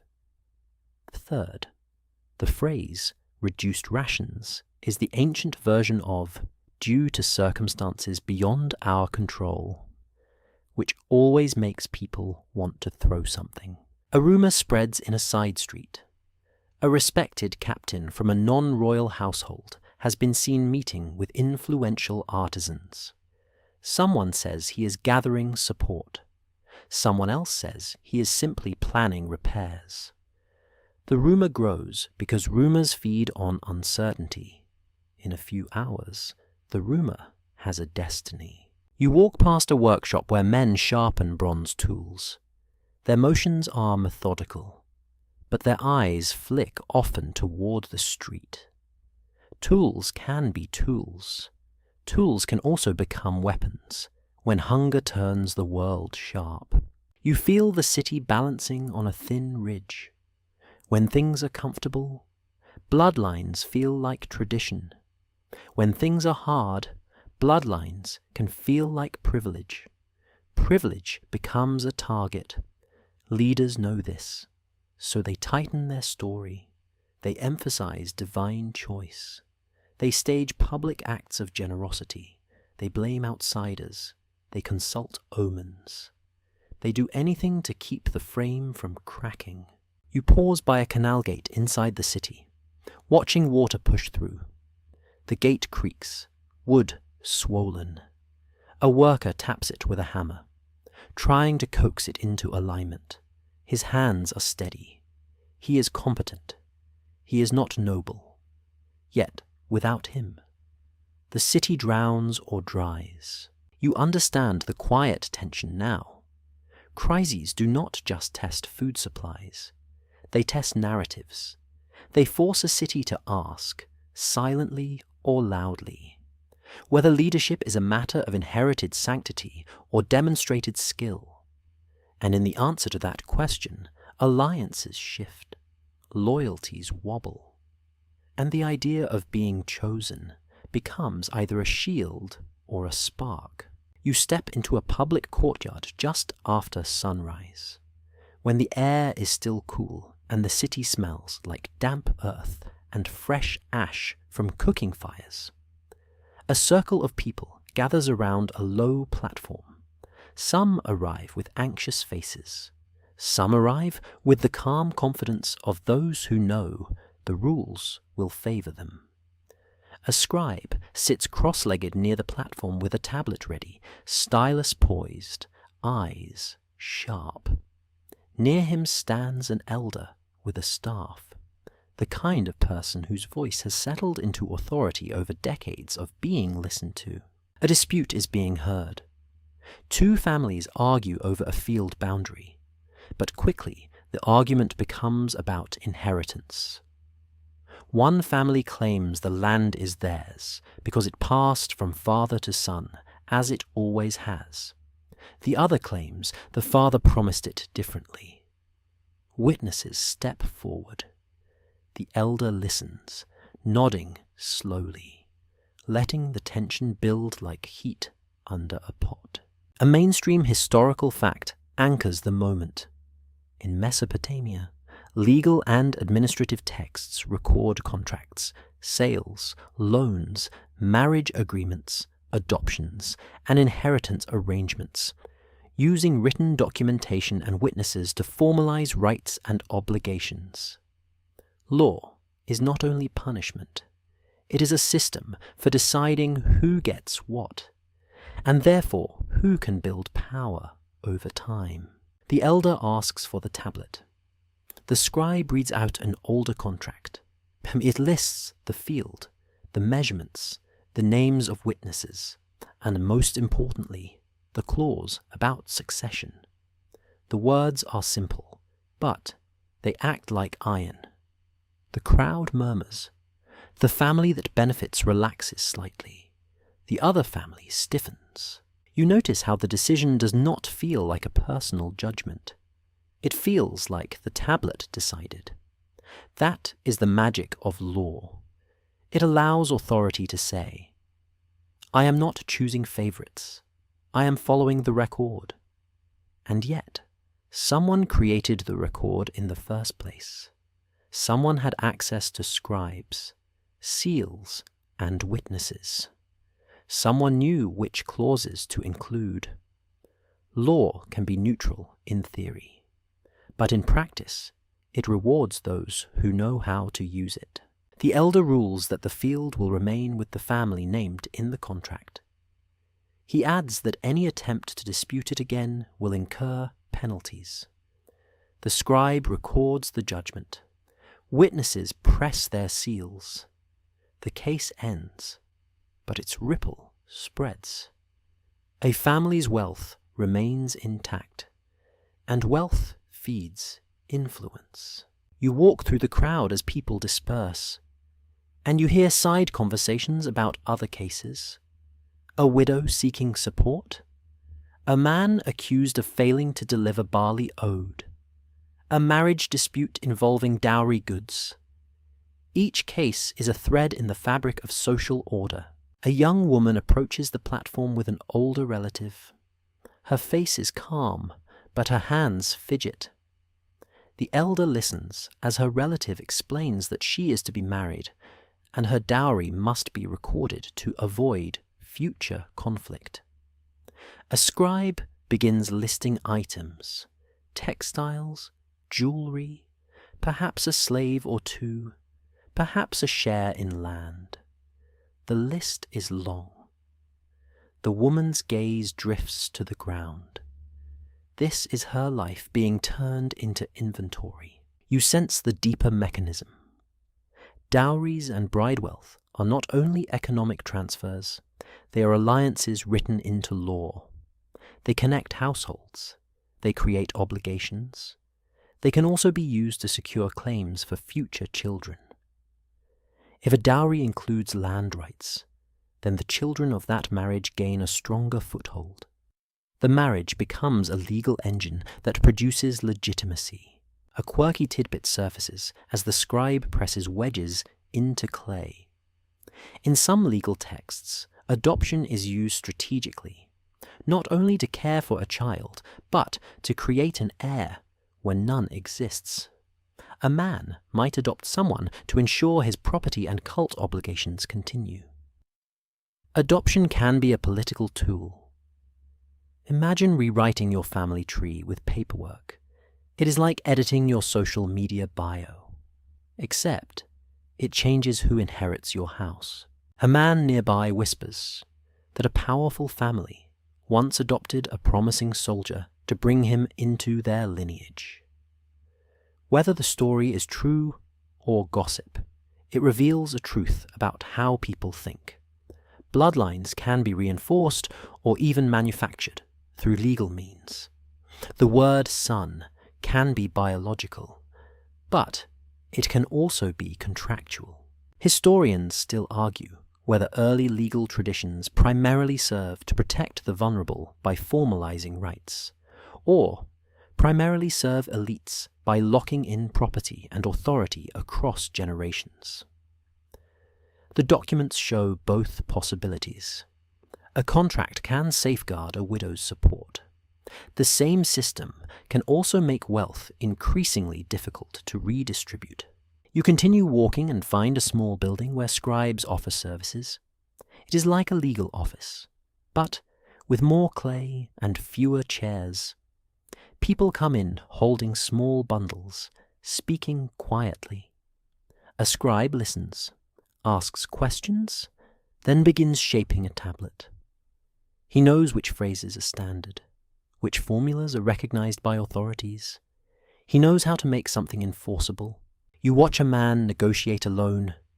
He needs barley now to plant his field. The lender requires repayment with interest. The contract is written, sealed, witnessed. The borrower nods, trying to look confident. But you can see the risk. If the harvest fails, the borrower may lose land, labor, or freedom. Debt is another chain that binds future power structures. Those who can lend become those who can command. Outside the scribe office, a small group of men discusses new rules about land grants tied to service. If a family provides soldiers or labor for a building project, they may receive rights in return. The rights are formalized in writing. That writing transforms temporary service into long-term advantage, and long-term advantage becomes hereditary if inheritance rules favor it. 3 light jokes drift through your mind as you watch the legal machinery work. First, if clay tablets were modern, someone would definitely say, "Please see attached," and then accidentally smudge the entire contract. Second, watching a dowry list is like watching someone list the contents of a suitcase, except the suitcase is your future and everyone is taking notes. Third, adoption as an heir strategy is basically the ancient version of, "Fine, I will just hire talent." except the talent gets your last name. You pass a small shrine where people pause to touch the wall, murmuring short prayers. They want the law to favor them. They want witnesses to remember correctly. They want the scribe to spell their name right. The law may be written by humans, but humans still want divine backup. You reach a spot where a city official stands with guards, reading a proclamation about property boundaries and penalties for tampering with markers. The proclamation is not only about fairness, it is about stability. If boundaries are secure, families can plan. If families can plan, they can accumulate. If they can accumulate, they can become entrenched. You stop near a boundary marker, a simple stone set into the ground. It looks unimpressive, yet it represents years of labor, harvest, and potential conflict. You imagine someone moving it in the night, a small shift that could mean more land. You imagine the lawsuit that follows, the witnesses called, the tablets produced. The marker is a quiet reminder that power is often built through small, repeated protections of property. As you move on, you feel how law shapes leadership. It determines how wealth moves through generations. It decides which children inherit, which marriages create claims, which debts strip families of resources.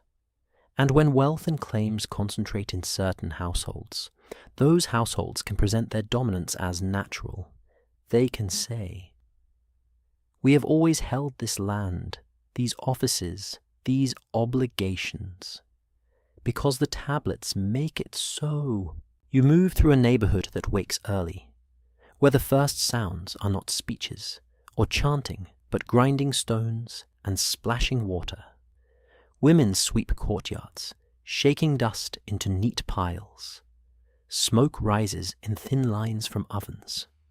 The city feels domestic here, less like a stage and more like a body, keeping itself alive through repetitive care. A doorway curtain lifts and you glimpse a household shrine, a small niche with a lamp and a figurine. A woman pauses to adjust the lamp, murmuring a few words under her breath. The gesture is quick and practiced. It is not dramatic. It is daily maintenance of the unseen. In a larger courtyard nearby, you hear voices in discussion, not loud enough to be public, but purposeful. You edge closer and see a group of women seated on mats. Their clothing is fine. Their jewelry is modest but real. A servant pours beer into cups. The women are not gossiping about sandals. They are negotiating. A mainstream historical fact anchors the scene. In Mesopotamian societies, women can play significant roles in economic life and religious institutions. With evidence for priestesses, elite women managing property, and marriage alliances shaping political legitimacy. While many structures are patriarchal, power can still move through women via dowries, inheritance arrangements, and temple offices. One woman, older, with a steady gaze, speaks about a marriage arrangement, not in the language of romance, but in the language of security. She mentions land shares, cloth production, and temple connections. Another woman counters with concerns about the groom's household stability. And you realize she is not worried about feelings. She's worried about whether her daughter's children will be safe and positioned to inherit. The women speak of heirs as if heirs are a crop that must be cultivated carefully. The word heir hangs in the air like incense. It is not only about a child, it is about continuity. It is about keeping property and office ties intact. It is about ensuring a family line can claim legitimacy in the next generation. A young woman sits slightly apart, hands folded in her lap. She is likely the bride being discussed. She keeps her face calm, but her eyes flick between speakers. You sense her life being shaped by decisions made above her, yet not entirely without her. She has influence too, simply by existing as a bridge between households. Her marriage can shift alliances. Her children can carry claims. That is power, even if it is not always comfortable power. A servant brings out a wooden box and opens it. Inside are jewelry pieces, beads, and a small seal. The older woman lifts the seal and shows it to the group. It belongs to the bride's household. She says it will be given with the dowry, allowing the bride to authorize certain transactions. The other women nod. This is not merely a gift. It is a legal tool. A quirky tidbit slips into your mind as you watch the seal.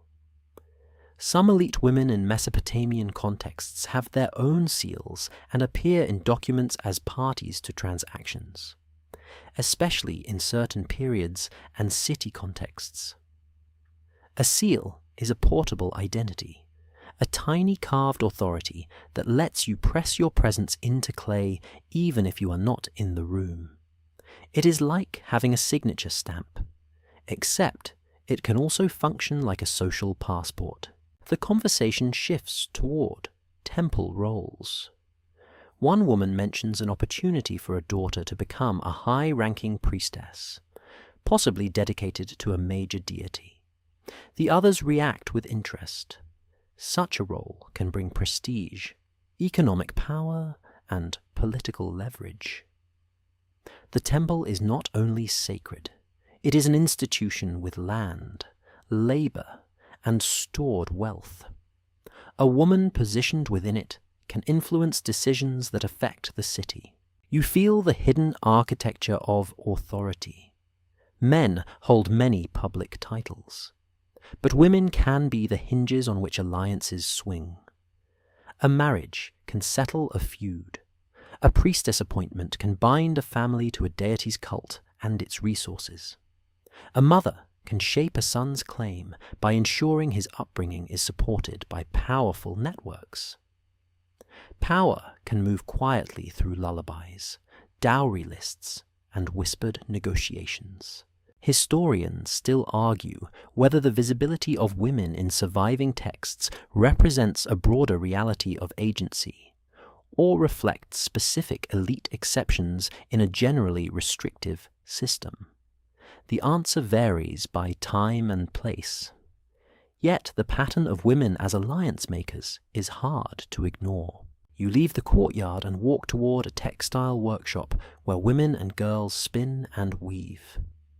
The sound of looms is steady, comforting, almost hypnotic. Wool threads stretch tight, forming cloth that will become clothing, trade goods, tribute, and gifts. The woman overseeing the workshop keeps a tally. She is not just managing labor. She is controlling a flow of value. Whoever controls cloth can reward allies, pay workers, and secure favors. A merchant arrives to negotiate a large purchase. He speaks to the overseer with respect, not flirtation. Their conversation is business. He offers copper and promises future trade. She counters with conditions. You realize she is not acting as a proxy for a man. She is acting as the authority in this space. Outside the workshop, a small group of boys plays with clay lumps, making little figurines. One boy shapes a tiny crown and places it on his figurine's head. Another boy squishes it flat and laughs. The first boy protests. The second boy shrugs, as if saying, "Crowns are optional." It is a surprisingly deep political commentary for someone who probably still eats dirt occasionally. 3 light jokes drift through your mind. First, the women negotiating marriage terms sound like top-tier deal makers, and honestly, they would run a modern boardroom with terrifying efficiency. Second, giving someone a seal with their dowry is like giving them a password and a credit card at the same time, which is either trust or chaos. Third, the boy squishing the tiny crown is the kind of rebellion that costs nothing and says everything. You walk toward a temple annex where a high-ranking woman, a priestess, is rumored to reside. The entrance is guarded, but the atmosphere is different from the palace. It feels quieter, more contained. Inside, you glimpse courtyards with clean floors and carefully tended plants. Servants move softly. The priestess is not seen, but her presence is felt in the order of the space. A temple worker tells you, in a low voice, that the priestess's household manages estates and receives offerings. She oversees rituals. She influences appointments.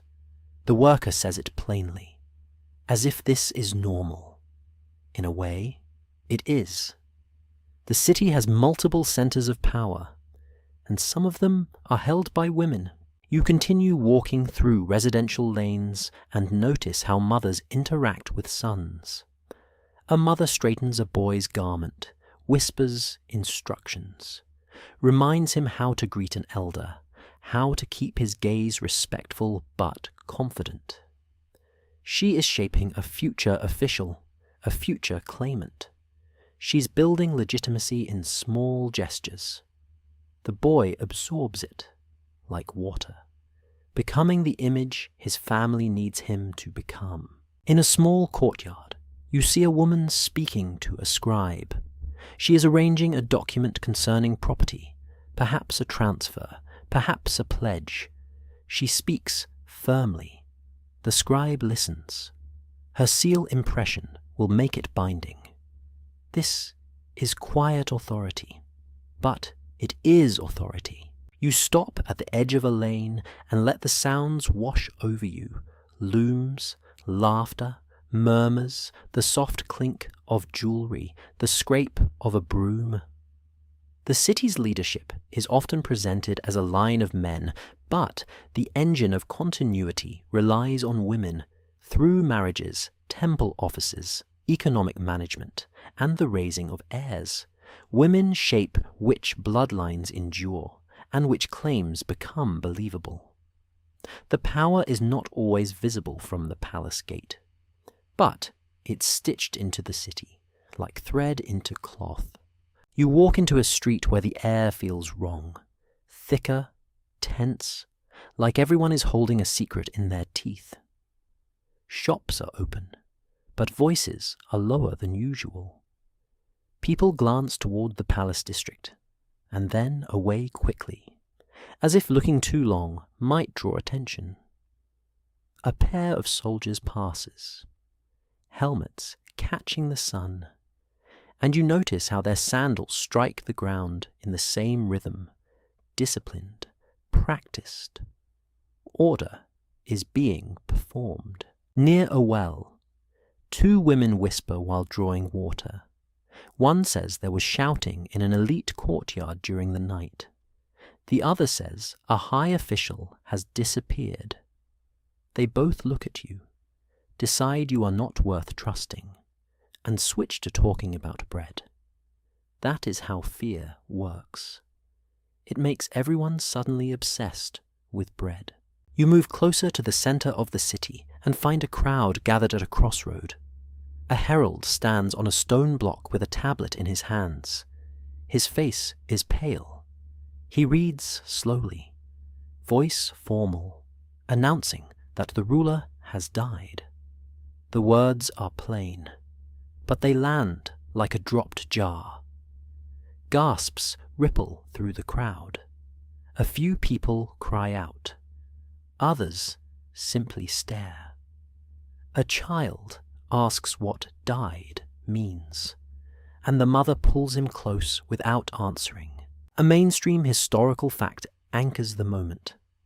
Political succession in early Mesopotamian cities can be unstable, with evidence of abrupt transitions, rival claimants, and periods where dynasties change, sometimes through conflict or internal elite struggles. The surviving records show both continuity and sudden breaks. The herald continues. A successor is named. The successor's name is followed immediately by son of, and then another name. The lineage is presented as the key. The crowd listens, and you can feel how desperately the city wants continuity. Even people who disliked the previous ruler want the next one to be clear, because ambiguity invites violence. Yet, the crowd is not fully convinced. You hear murmurs. Someone whispers that the named successor is young. Another whispers that a powerful commander has the loyalty of the soldiers. Another says the temple prefers a different candidate. The city's desire for stability clashes with the city's reality, which is that multiple groups hold pieces of power. You follow the crowd as it begins moving like a slow tide toward the palace gate. Guards stand in tighter formation than usual. Their eyes are sharp. Their hands rest on weapons with a casualness that is not casual. Inside the gate, you glimpse movement. Officials hurrying, messengers running, servants carrying sealed bundles. It looks like a household trying to pack an entire kingdom into a few decisions. In a side alley, you overhear a heated conversation between two men in fine clothing. One insists the rightful heir must take the throne, because that is the law and the divine order. The other replies that the gods clearly withdrew favor if the ruler died suddenly, and perhaps the line is cursed. The first man looks offended. The second man looks afraid of his own words. They both fall silent when someone walks past. In crisis, even arguments become contraband. A quirky tidbit slips into your mind as you watch officials hurry. In some Mesopotamian contexts, scribes and courts can retroactively edit how a transition is remembered, emphasizing legitimacy and minimizing chaos. A sudden violent takeover might later be written as a smooth succession with proper omens, proper ceremonies, proper approval. It is like cleaning a messy room by turning off the lights and telling everyone it was always tidy. You move toward a temple courtyard where priests are gathering. Their faces are serious. A senior priest speaks to the group, insisting that rituals must be performed to stabilize the city's relationship with the gods. He frames the death as a cosmic disturbance. The priests begin preparing offerings, not only to honor the dead ruler, but to secure the divine stamp for whoever comes next. A group of temple attendants carries a bier draped in cloth toward a sacred space. People bow their heads. The atmosphere is heavy, but controlled. Public mourning becomes another form of management. It channels emotion into ritual. It prevents emotion from spilling into riot. Historians still argue whether dynastic breaks are more often caused by external pressures such as invasion and drought, or by internal competition where factions exploit those pressures to seize power. Standing here, you can see how quickly factions form. A vacuum invites hands. In a quiet courtyard nearby, a scribe is writing furiously, surrounded by officials. They dictate names, titles, relationships. The successor is being described in the language of continuity. Chosen, rightful, beloved. The scribes are building a story in real time. They are preparing the words that will be read aloud, pressed into bricks, rolled under seals. the successor's legitimacy is being manufactured with the speed of necessity. A messenger arrives breathless. He whispers to an official, who stiffens. The official turns and walks away without explanation. The scribe pauses, then continues. You sense the message is bad. Perhaps a rival has moved troops. Perhaps a city neighbor sees opportunity. Perhaps a faction inside the walls is planning to seize the palace. You move toward the barracks district and see soldiers gathered, not training, but listening. A commander speaks quietly to them. He gestures toward the palace, then toward the temple. The soldiers' faces are unreadable. Their loyalty is being courted like a bride, and you can feel the weight of that courtship. Whoever holds the soldiers can decide which bloodline survives the week. 3 light jokes drift through your mind, mostly to keep you from tightening up with the city's anxiety. First, smooth transition is what every official says while the city is basically juggling knives. Second, the speed at which people rewrite legitimacy is impressive, like they have a crisis template ready. Add beloved of the gods, stir, and serve. Third, watching grown men whisper in alleys like nervous teenagers makes you realize politics is eternal and maturity is optional. Near the palace gate, the crowd stops. An official appears on a balcony and raises his hands for silence. He announces that the successor has entered the palace and will perform required rites. He says the gods approve. He says the city must remain calm. The crowd murmurs, half relieved, half skeptical. Then a shout erupts from the back. Someone accuses the new ruler of not being truly of the line. Guards push into the crowd. People stumble.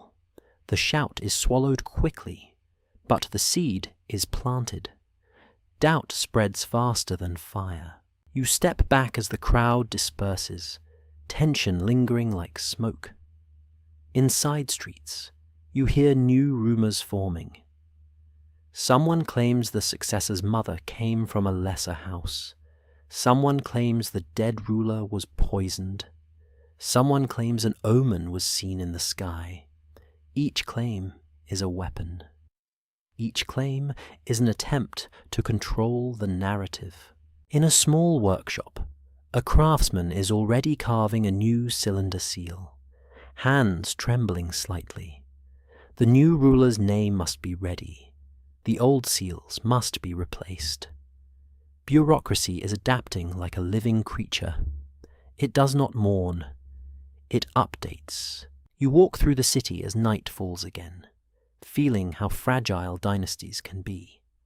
A bloodline can spend generations building legitimacy through temples, lore, and myth, and then lose it in a single week of confusion. When dynasties break, the scramble begins. New rulers must stitch themselves into the past, claim ancient ties, sponsor rituals, issue proclamations. The city demands a story, and whoever can supply it fastest has a chance to sit on the throne without being dragged off it. You slip into a quieter corner of the city, where the walls are older and the streets are narrower, as if the buildings themselves want fewer witnesses. A small tavern sits tucked between 2 workshops, its doorway glowing with warm lamplight. Inside, the air smells like sour beer, roasted onions, and stories that have been told too many times, but still refuse to die. Men sit on benches, cups in hand, speaking in the tone people use when they want to sound like they know secrets. A few women sit too, listening more than talking, the way smart people often do in a room full of loud opinions. A musician plucks a stringed instrument softly. But nobody is really here for music.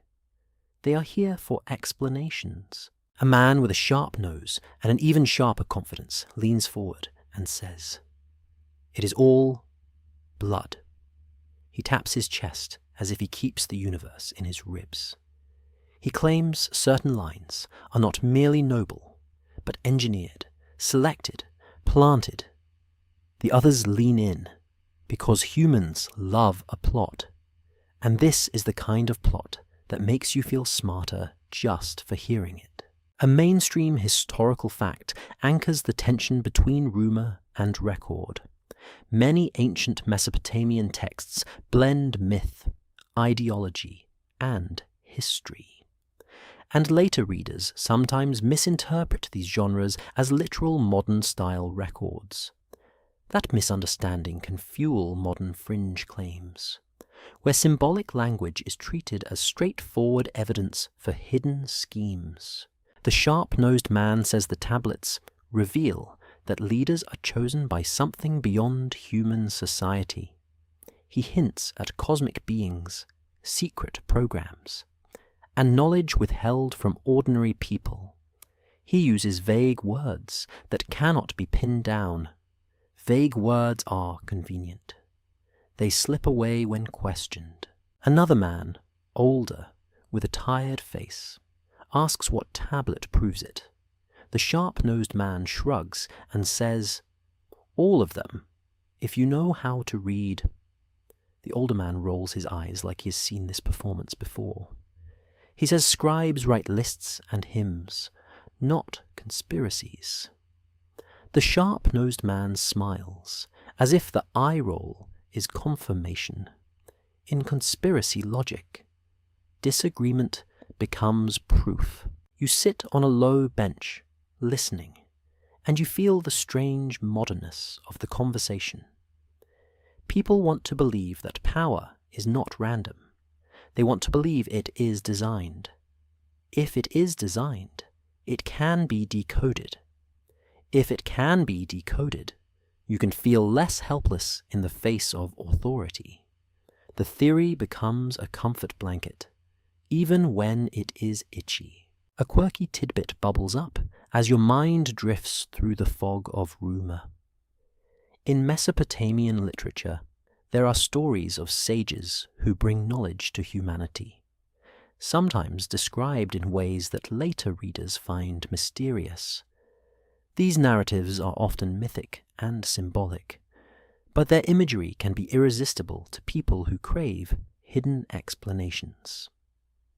A symbolic gift of wisdom can be reimagined as a literal secret technology if you squint hard enough and ignore context. A woman across the room speaks quietly, cutting through the bravado.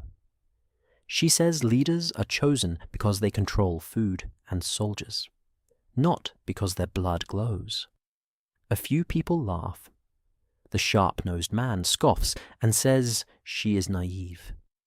She replies that he is selling a bedtime story to adults. The room reacts with a mix of chuckles and discomfort. The sharp-nosed man looks offended, which is the natural state of people whose fantasies are challenged. Historians still argue whether certain mythic motifs in Mesopotamian texts reflect older oral traditions, later scribal creativity, or political agendas woven into literature. That debate is real and complicated, but it doesn't require secret cosmic bloodlines. It requires understanding how ancient people wrote and why they wrote. You notice a young listener, eyes wide, absorbing every word. The sharp-nosed man's story is exciting. It makes the world feel like a puzzle. The woman's explanation is plain and heavy. It makes the world feel like work. Most minds prefer puzzles to work, especially when tired. A man at the bar tells a different fringe story. He claims that the gods in the myths are not gods at all, but visitors, and that the chosen lines are their descendants. He says the proof is in the way the texts describe divine beings coming from the sky. Someone nods vigorously, as if nodding can turn speculation into evidence. You feel the seduction of literalism. When a text says "from heaven," it can mean divine authority, cosmic order, or mythic framing. But it can also be taken literally, like a travel itinerary. Literalism is easy. Interpretation takes effort. You step outside the tavern for air. The street is quiet, the stars clear. You walk toward a small shrine where a few people have left offerings. The simplicity of the shrine contrasts with the complexity of the tavern's theories. A pinch of flour, a bead, a whispered hope. No hidden bloodline required. You continue to a scribe stall that stays open late for people who need documents urgently. The scribe is old, his hands stained with clay. He looks up as you approach, and you ask, gently, what he thinks about claims of secret chosen lines. He snorts softly. He says people in power always want to sound chosen, and people out of power sometimes want to believe it, because then the world feels structured. He points to a stack of tablets and says, "These are bargains, these are debts, these are marriages. This is how rule happens." A mainstream historical fact slips in through his cynicism. Administrative and legal documents often show the mechanics of society, including resource distribution, labor assignments, property transfers, and obligations, revealing power as something managed through institutions rather than mystically transmitted. Myth texts exist alongside these records, but they serve different purposes. The scribe tells you that stories about divine favor are useful for ceremonies and loyalty. But when a warehouse is short on barley, nobody feeds the city with poetry. The city is fed with receipts, rations, and discipline. His tone is blunt. He has likely watched leaders rise and fall. He has learned what stays consistent. Someone always claims destiny. Historians still argue whether certain later interpretations of Mesopotamian myth distort the original intent by stripping away ritual and political context.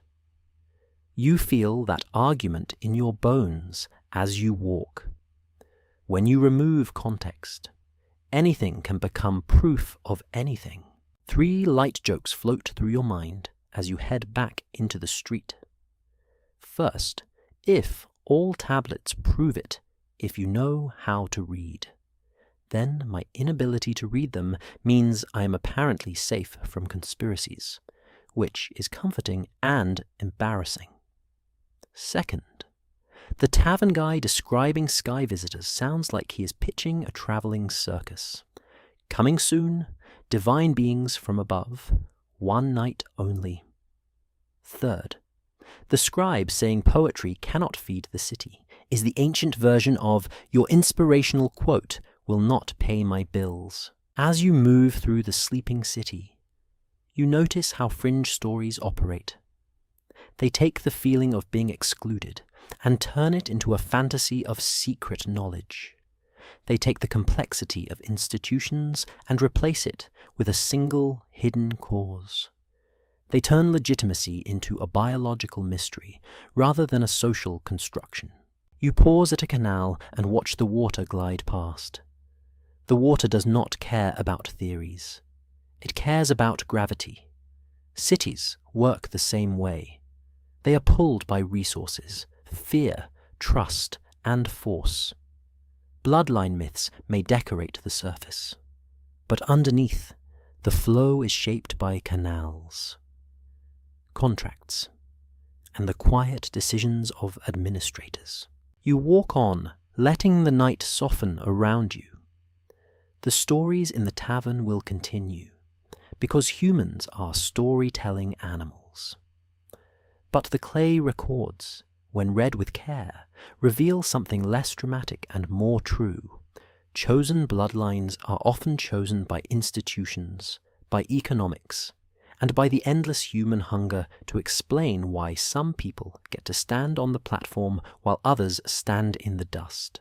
You step into a cool room that smells faintly of chalky clay and old reeds, a place where voices instinctively lower even when nobody tells them to. The walls are lined with shelves, and on the shelves sit tablets like sleeping birds, each one holding words that can wake up arguments. A group of scholars and scribes sits in a loose circle on mats, their posture relaxed, but their eyes alert. This is not a courtroom and not a temple ritual. It is something quieter and sharper, a debate.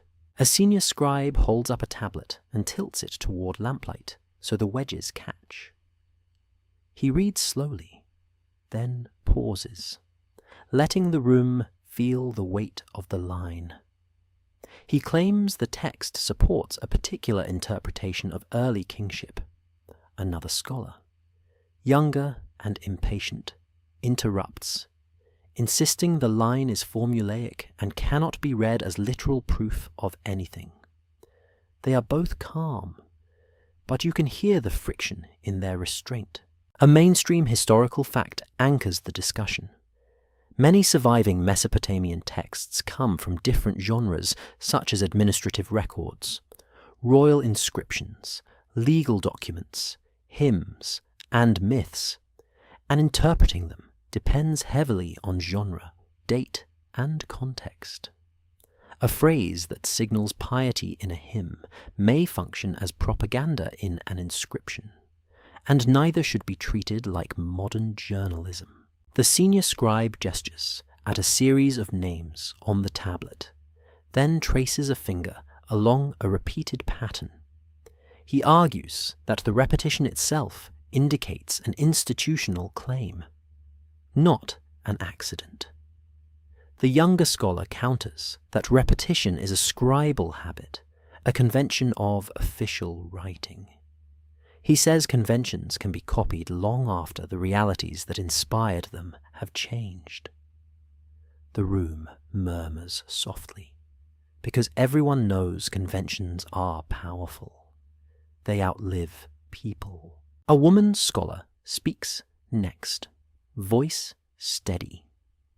She points out that some texts that look like lists may have political motives, organizing the past in a way that makes a present ruler look inevitable. She says it is like arranging family portraits so that certain faces are always in the center. Nobody laughs, but several people nod, because the analogy lands neatly. Historians still argue whether specific king lists and dynastic narratives are primarily historical compilations preserving older memories, or ideological constructions that reorder history to legitimize later powers. The debate is not a minor detail. It changes how you read every confident claim etched into clay. A different scholar pulls out a small tablet covered in practice signs, the work of an apprentice. He taps it and says, "Look at how scribes learn. They copy set phrases, set titles, set story structures." He argues that what appears to be a direct statement of divine selection might sometimes be the result of training and formula, not fresh evidence of an event. The senior scribe frowns slightly, because the implication is uncomfortable. It suggests that some sacred-sounding claims may be less revelation and more template. You shift your weight and listen, feeling the room's tension. Nobody is trying to destroy the past. They are trying to keep it honest. The struggle is over. How much confidence you can place in any one text, especially when texts can be political tools. A quirky tidbit rises out of the scholar's discussion of training. Some scribal exercises include copying proverbs, animal fables, and humorous lines, not only solemn records. The scribes are not robots. They practice jokes, moral lessons, and wordplay. It is oddly comforting to know that even in a serious civilization, students still have homework that makes them sigh dramatically and stare into space for no reason. A scholar with ink-stained fingers brings up archaeology. He says that physical layers in a city mound sometimes suggest destruction, rebuilding, abrupt changes in material culture, or shifts in administration that do not neatly match a smooth succession narrative. He argues that the ground itself can contradict the story the tablets want to tell. The senior scribe responds that destruction layers can have many causes, and that rebuilding can be ceremonial. They circle each other carefully, because they know the truth is usually complex. You realize that this is what makes interpretation hard. You cannot take a single claim at face value. You compare sources, you weigh motives, you test whether a text is describing what happened or describing what someone wants you to believe happened. Another scholar raises the question of translation. He says certain words carry multiple meanings. A term that can mean king in one context can mean something closer to leader or official in another. A phrase that sounds like cosmic endorsement might also be a standard blessing. The room quiets, because translation is where certainty can slip. If you translate with too much confidence, you can accidentally build a castle on sand. 3 light jokes drift into your mind as the debate gets dense. First, if ancient scribes love repetition, then they would absolutely thrive in modern corporate meetings where the same point gets repeated until everyone forgets why they came. Second, translation debates are the ancient version of arguing over autocorrect, except the stakes are whether someone is divinely chosen. Third, the idea of arranging family portraits for political advantage makes you imagine an official saying, "Move uncle to the edge. He looks rebellious." The discussion shifts to legitimacy language. A scholar points out that rulers often call themselves shepherd and protector, but the titles can be aspirational rather than descriptive. Another scholar adds that calling yourself builder does not mean you personally carried bricks. It means you sponsored labor and claimed credit. The group laughs softly at that, because it is true in every era. Sponsorship loves to wear a hard hat for the photo. A senior priest enters quietly and sits. His presence changes the room, not because he is threatening, but because he represents a different kind of authority. He listens to the scholars argue about meaning, then speaks gently. He says belief is not only about facts. It is about what keeps people calm in a dangerous world. He implies that even if some claims are exaggerated, the social effect matters. The scholars nod, some reluctantly. You feel the tension between emotional truth and documentary truth. A mainstream historical fact fits here. Mesopotamian kingship is closely tied to religion and ritual, with rulers presenting themselves as favored by gods and responsible for maintaining divine order through building, offerings, and justice. Whether every claim is literally true, the political system is built on the expectation that leaders maintain a relationship with the divine. A scholar replies to the priest with respect.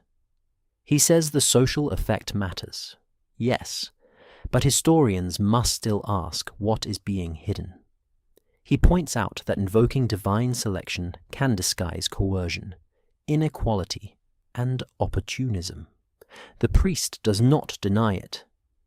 He simply says people are scared, and scared people grab stories like ropes. You feel the debate opening into something more human. It is not only about how to read a tablet. It is about why humans keep choosing the chosen story. It is about how legitimacy is made and remade. The scholars turn to a specific case. They compare two texts that mention the same ruler. One text praises him as a righteous builder, beloved by a deity. Another text, a dry administrative record, shows increased labor demands and grain requisitions during his reign.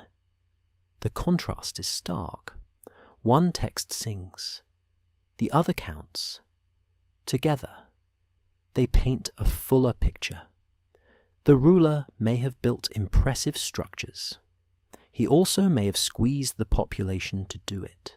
Historians still argue whether the most triumphant royal narratives should be read as evidence of real prosperity, or as a response to insecurity, where rulers overstate success to stabilize their position. The possibility that boasting is a defensive act makes the inscriptions feel more psychological, almost intimate. A younger scribe asks a question that makes the room pause. He asks whether people in the past believed their own propaganda. The scholars exchange looks. One says yes, often. Another says sometimes belief is strategic, a tool used knowingly. Another says the line between belief and strategy is blurred, because if you repeat a story long enough, it becomes part of your identity. You watch the younger scribe absorb this, eyes wide, as if he has just discovered that authority can be both sincere and manipulative at the same time. You stand quietly as the debate softens into smaller conversations. Someone offers you a cup of beer. It is slightly sour, but warm. You drink it slowly, letting the room's lamplight blur at the edges. You feel the scholar's central lesson settle into you like a weight that is not heavy, just steady. Records do not simply reveal. They persuade, they justify, they perform, they survive by being useful. And if you want to understand why certain bloodlines are framed as chosen, you must read with a mind that can hold two truths at once. The past is real, and the past is narrated. You leave the scholar's lamplit room and step into open air where the night feels softer, almost kind. The streets are quieter, but they are not asleep. They are listening. The city always listens for the next shift in power, the next omen, the next rumor that explains why life is the way it is. You wander toward a small plaza, where a few vendors still linger, selling warm bread, roasted chickpeas, and sweet dates. The smell makes your stomach realize it exists. A vendor hands a child a piece of bread, and the child smiles with a gratitude that looks too big for such a small thing. Nearby, an older man tells a story to anyone who will listen. Not a myth this time, but a personal memory about a flood that took half the harvest years ago. The listeners nod. Disasters become shared reference points, like timestamps in the city's collective mind. You realize something simple and unsettling. Humans crave reasons. When you live in a world where a river can rise overnight and erase your plans, you want a framework that makes tomorrow feel less random. Chosen Bloodlines is a framework. It says someone is responsible. It says someone is in charge by design. It says the chaos has a manager. A mainstream historical fact fits into the psychology. Mesopotamian societies interpret kingship as part of maintaining cosmic and social order, with rulers expected to uphold justice, secure the land, and honor the gods through ritual and building. This expectation makes authority feel like a necessary function rather than a personal privilege. Even when it clearly is also privilege. You sit on a low wall near the plaza and watch people pass. A laborer carries a bundle of reeds. A merchant argues with a porter about payment. A priest hurries by with an assistant. A guard watches them all. Each person is doing something ordinary, yet each action is stitched into the larger system. A young couple walks past, talking softly about their newborn. The father says the child's name will honor a deity. The mother agrees, smiling tiredly. You feel the thread connecting this to leadership narratives, names, deities, favor, protection. Even the most private choices are made in the language of divine relationship. You start to see the chosen story not as a single claim, but as a bundle of emotional comforts. It comforts the rulers, because it tells them they deserve what they have. It comforts the ruled, because it tells them someone is meant to guide the city, so the city is not drifting. It comforts the anxious, because it turns uncertainty into hierarchy, and hierarchy can feel like stability. A quirky tidbit flickers into your mind as you watch the plaza's storyteller. In some Mesopotamian storytelling traditions, wisdom is often transmitted through proverbs that sound simple, but carry sharp social lessons, including respect for authority, caution with speech, and the dangers of envy. Proverbs can normalize hierarchy by making obedience sound like common sense.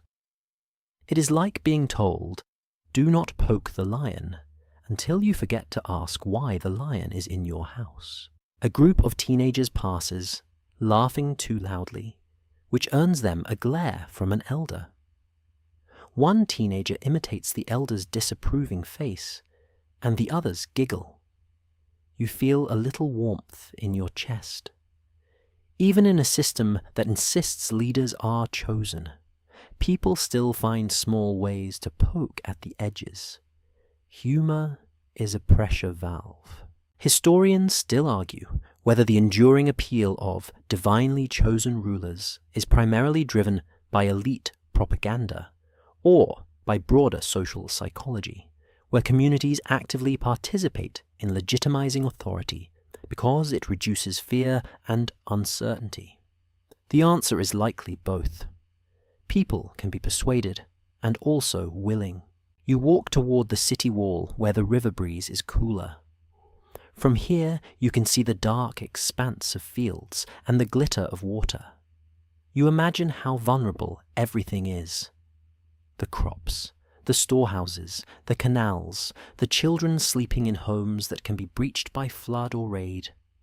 In that vulnerability, the idea of a chosen protector becomes emotionally sticky. It is a story that promises the world has a spine. You also see how the story can be manipulated. If a ruler can claim he is chosen, he can frame dissent as disorder. He can frame rivals as threats to the cosmic balance. He can frame suffering as a test, rather than a failure of leadership. The chosen story can become a shield, and shields can hide a lot. 3 light jokes drift into your mind as you lean on the wall. First, humans love a manager so much that we will invent one for the universe, which is impressive, and also a little embarrassing. Second, the proverbs about respect for authority sound like ancient terms and conditions that nobody remembers agreeing to. Third, teenagers mocking elders proves that rebellion is a renewable resource, like solar energy, but louder. You stroll along the wall and come across a small guard post. A guard sits with his spear resting beside him, chewing slowly on something. He looks bored, which is exactly what you want in a guard. A bored guard means nothing is currently on fire. You ask him, casually, why people believe rulers are chosen. He shrugs and says, people want peace. He says when leadership is clear, people sleep. When leadership is contested, people die. His answer is blunt but honest. It frames legitimacy as a survival strategy. You think about other lands beyond this city. Trade routes carry goods, but they also carry ideas. The idea of divine kingship travels easily because it fits human minds. It shows up in different clothes across different cultures. Kings as sons of gods, emperors as heavenly mandated, rulers as sacred. The details change, but the psychological shape stays familiar. You pass a caravan preparing to depart at dawn. Donkeys are loaded. Merchants check ropes. A scribe seals a trade document. A priest blesses the travelers. You watch the ritual and realize that even commerce is wrapped in sacred language. The traveler wants safe passage. The city wants wealth. The blessing ties both desires to divine order.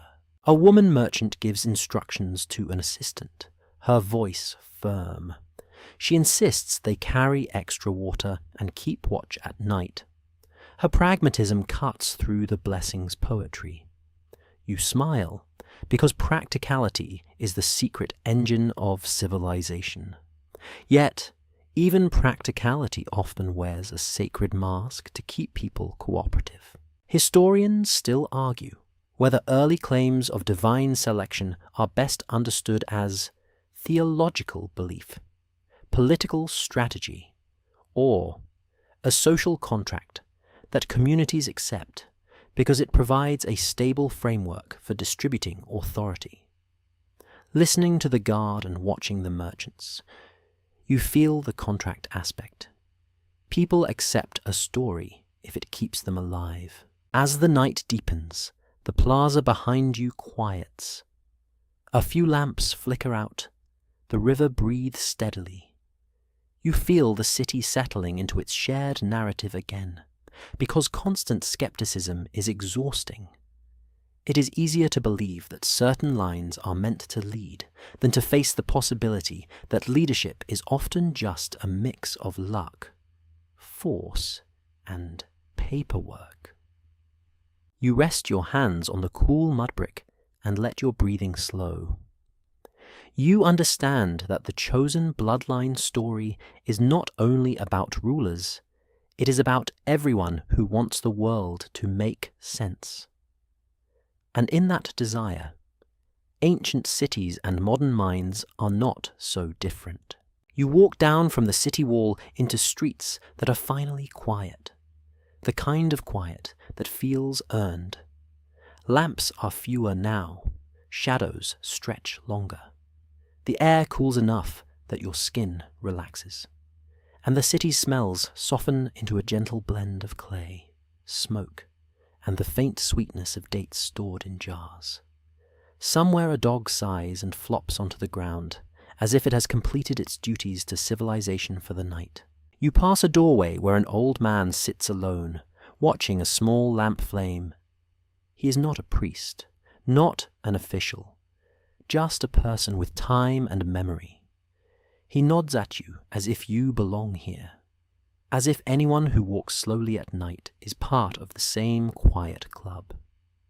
You pause, and he gestures for you to sit on the edge of his threshold. Careful not to block the doorway. Hospitality is a language that does not need translations. He speaks softly, not telling myths, not selling theories, just describing how life feels under rulers who claim they are chosen. He says the claim can be comforting when the harvest is good and the canals run right. It can be suffocating when the harvest is bad and the rulers still demand labor for monuments. He says people learn to live inside the story because fighting the story is exhausting. You listen and feel the city's contradictions settle into a single, calm truth. The idea of chosen bloodlines is not a tablet secret. It is a human habit. It is a way to explain authority by wrapping it in something that seems older than argument. A mainstream historical fact steadies his words. In Mesopotamian kingship ideology, the ruler is often presented as a steward appointed by the gods to maintain order, provide justice, and ensure prosperity through proper ritual and administration. This ideology appears in royal inscriptions, hymns, and institutional practices, shaping how leadership is publicly understood. The old man looks at the lamp flame and says that people do not obey only because they are forced. They obey because they want to believe someone is responsible for keeping the city safe. He says, when a child is sick, when the river rises, when raiders are rumored, people want a protector who feels legitimate. Legitimacy feels like a wall. Even if the wall is made of words, it can still calm the heart. You ask him how legitimacy is made. He smiles, showing teeth worn down by time and hard bread. He says it is made by feeding people sometimes, frightening them sometimes, and telling them a story every day. He points towards the temple district and says the story is sung there. He points toward the scribal quarter and says the story is pressed into clay there. He points toward the palace and says the story is guarded there. A quirky tidbit slips in as he talks about stories. He says some families keep private genealogies, memorized and recited at gatherings, not always written down, sometimes adjusted with careful wording. He says if an ancestor was embarrassing, the recitation gets vague. If an ancestor was useful, the recitation gets detailed. You feel the humanness of it. The family tree is not a tree. It is a performance. People prune and graft. Historians still argue whether the strongest driver of long-term elite dominance is ideological belief in divine selection, or the material control of land, labor, and violence that ideology merely decorates. Sit in by the threshold. You can feel the material side in the old man's bluntness. Yet, you also feel the ideological side in the way he speaks of comfort. Both are true. The story is decoration, and it is glue. The old man rises slowly and leads you to a corner of his courtyard, where a small clay box sits. He opens it carefully and shows you a seal impression, old and worn. He says it belonged to his grandfather, who once worked under a temple administrator. The seal impression is not royal, but it carries an identity, a place in the system. He says his family kept it as proof that they once had standing. He laughs softly and says, proof does not always buy you bread, but it can buy you pride. You study the impression. A figure stands before a seated deity. The posture is respectful. The imagery is familiar. It reminds you that even ordinary people participate in the language of divine authority.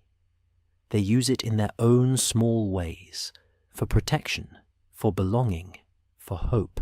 3 light jokes drift through your mind, gentler now.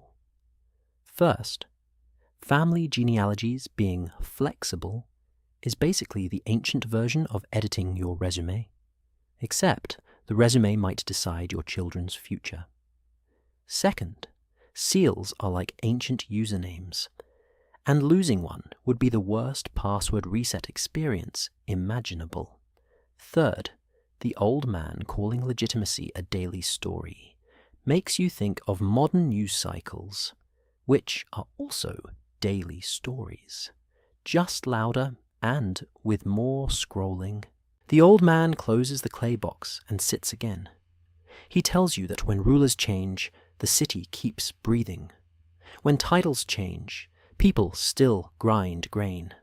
When stories change, children still sleep. He says the chosen claim matters, but not as much as water and food. Then he pauses and adds that stories still matter, because without them, people feel naked under the sky. You stand and thank him. As you step back into the street, the city feels less like an abstract system and more like a collection of fragile lives bound together by routines and beliefs. You walk past closed stalls, past sleeping dogs, past a canal gate that creaks softly in the night breeze. The water continues to flow, indifferent and faithful. You stop at a small shrine set into a wall. A lamp burns low. Someone has left a tiny offering, barely more than a pinch of flour. The offering is not political. It is personal. You understand that the same person who might accept a ruler as chosen also whispers their own private requests to the divine. Authority is huge and distant. Fear is close and intimate. You breathe slowly and let your shoulders drop. The claim that certain bloodlines were chosen to lead is revealed. In the end, as a layered creation, temples legitimize by blessing, laws legitimize by inheritance, inscriptions legitimize by repetition, rituals legitimize by shared emotion, families legitimize by alliances and careful memory. Then all of it gets called destiny, because destiny sounds cleaner than bargaining and force. You keep walking until the street opens into a quiet space where the sky is wide.